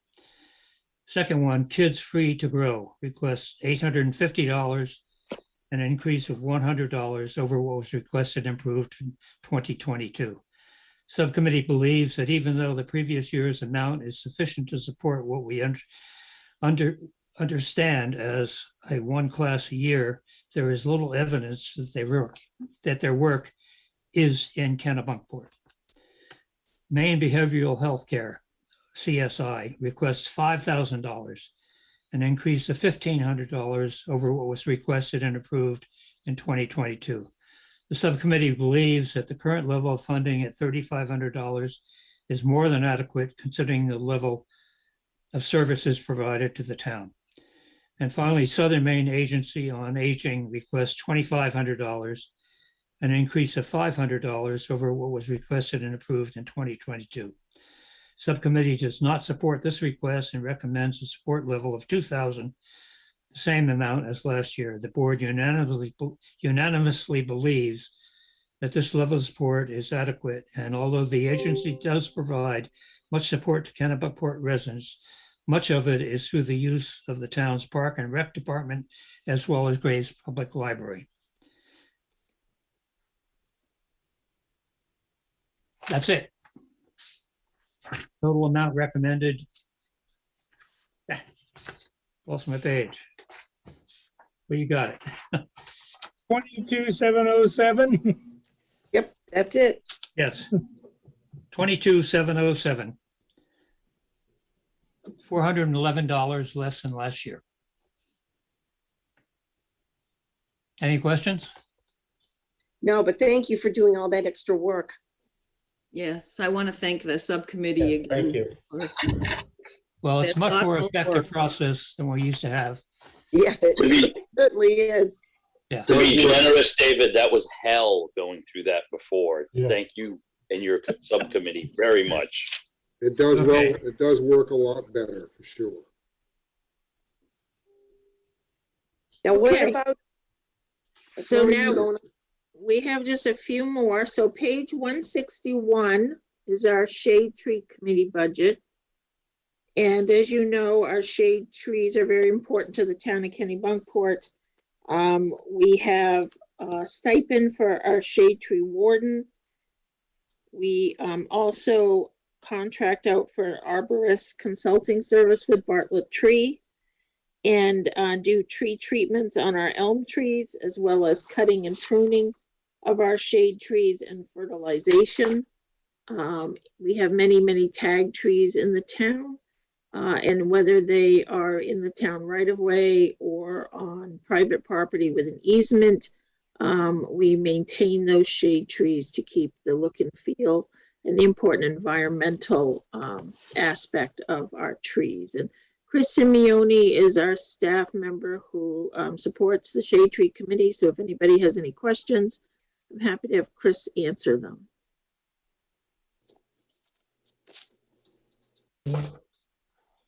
I'm good.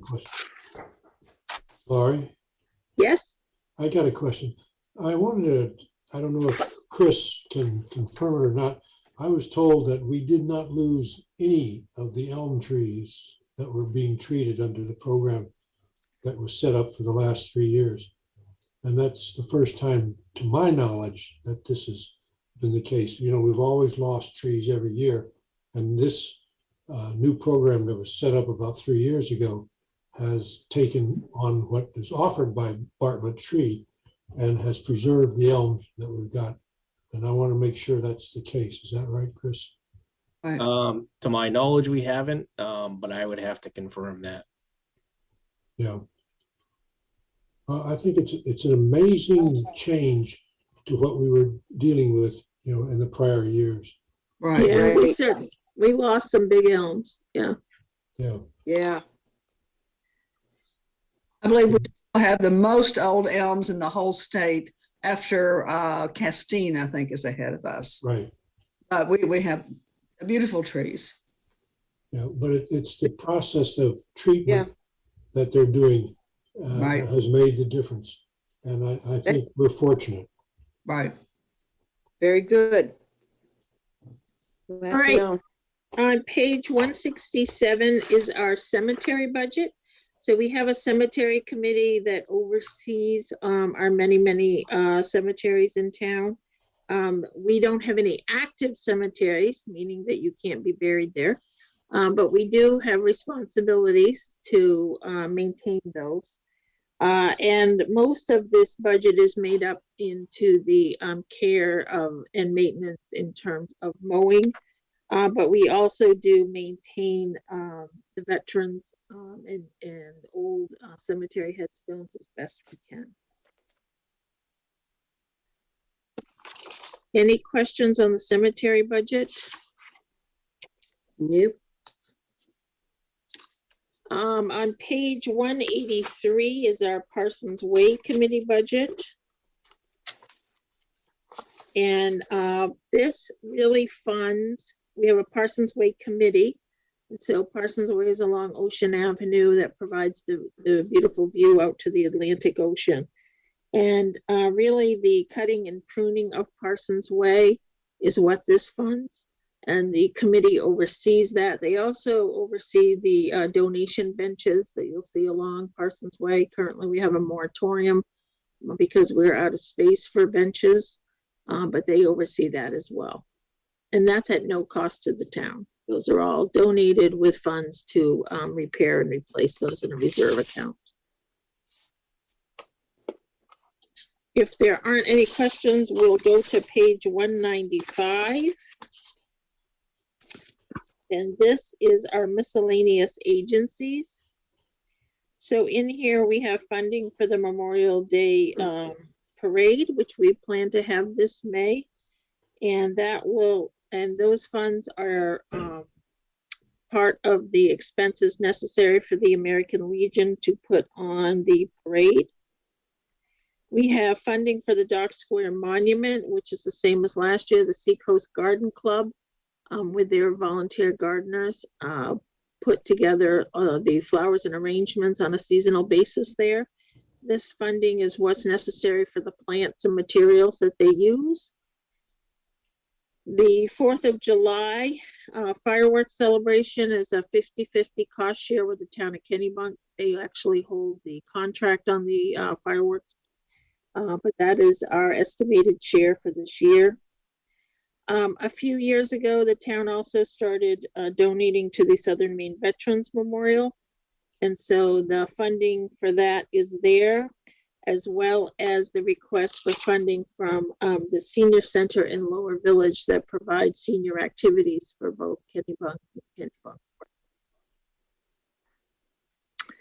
Are there any questions on any of the miscellaneous agencies? I'd like to thank the gals and guys for the Dock Square Monument work that they do. It's a blessing. It's great. Yeah, they do a beautiful job.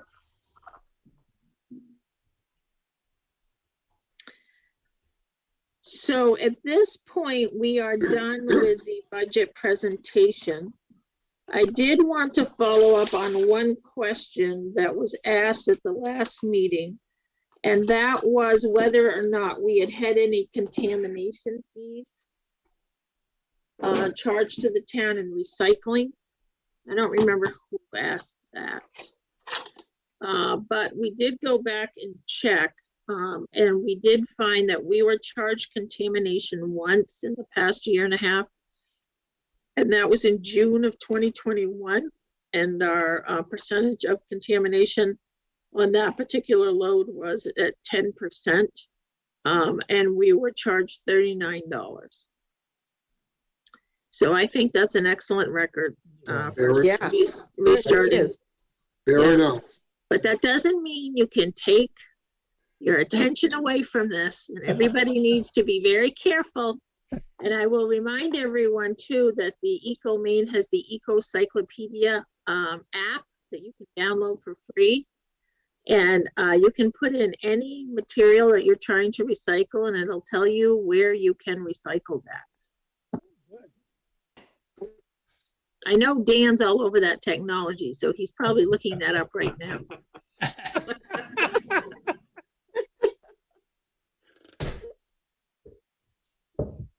But is there any other information that you wanted or need for the budget, or any other questions or comments that we should be providing?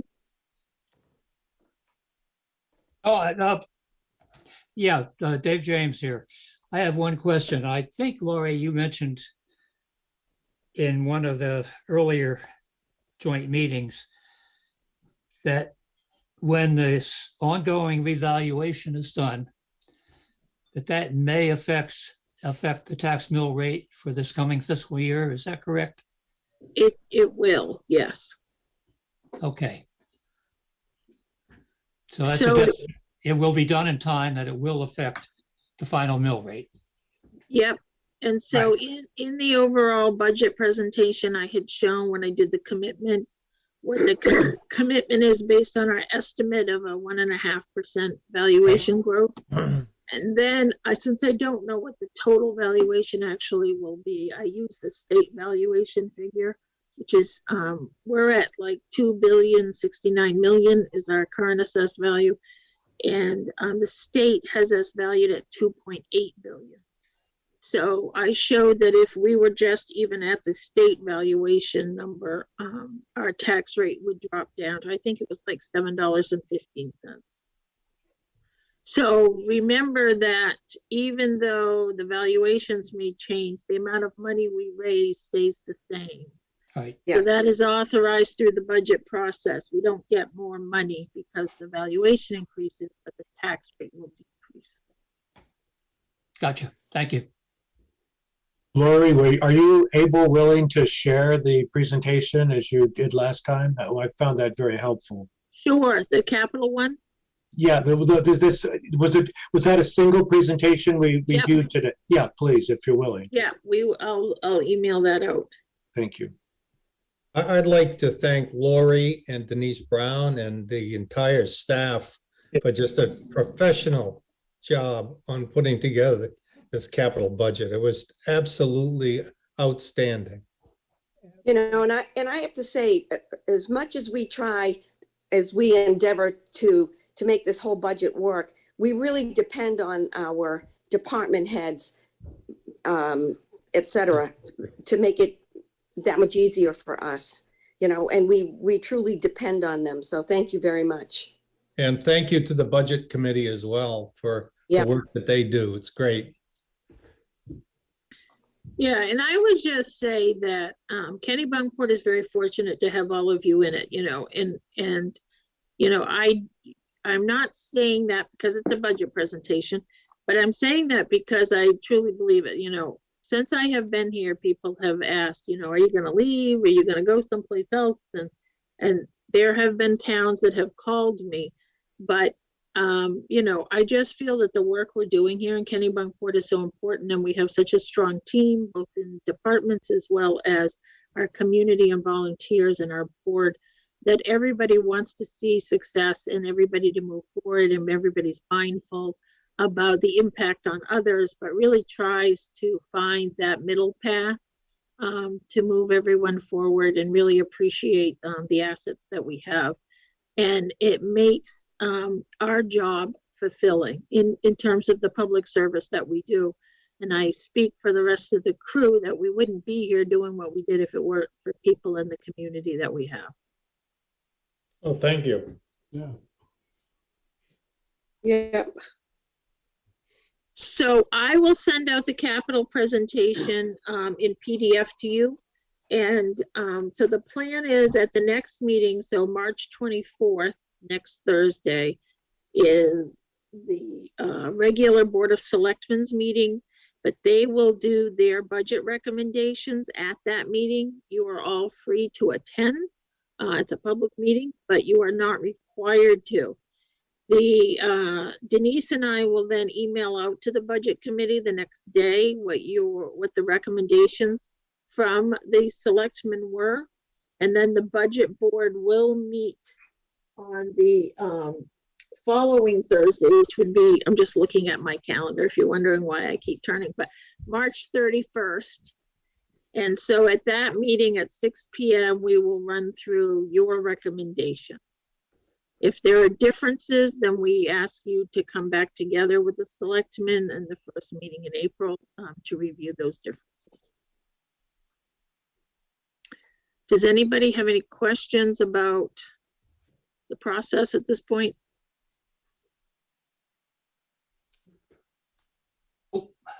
No. So I would say I'm done with my piece then. All right, then I think unless anybody has any more questions, April, you can adjourn. Good job, Lori.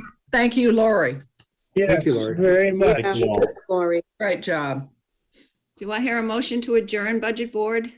So moved. Motion to adjourn. Second. All those in favor? Aye. All those opposed? We're unanimous. We're adjourned. Thank you. Aye. And guys. good night. And I will do the same with the Board of Selectmen. I need a Motion to motion. adjourn. Second. And all in favor. Aye. Aye. Aye. Good night. Great job, Thank you, everybody. everyone.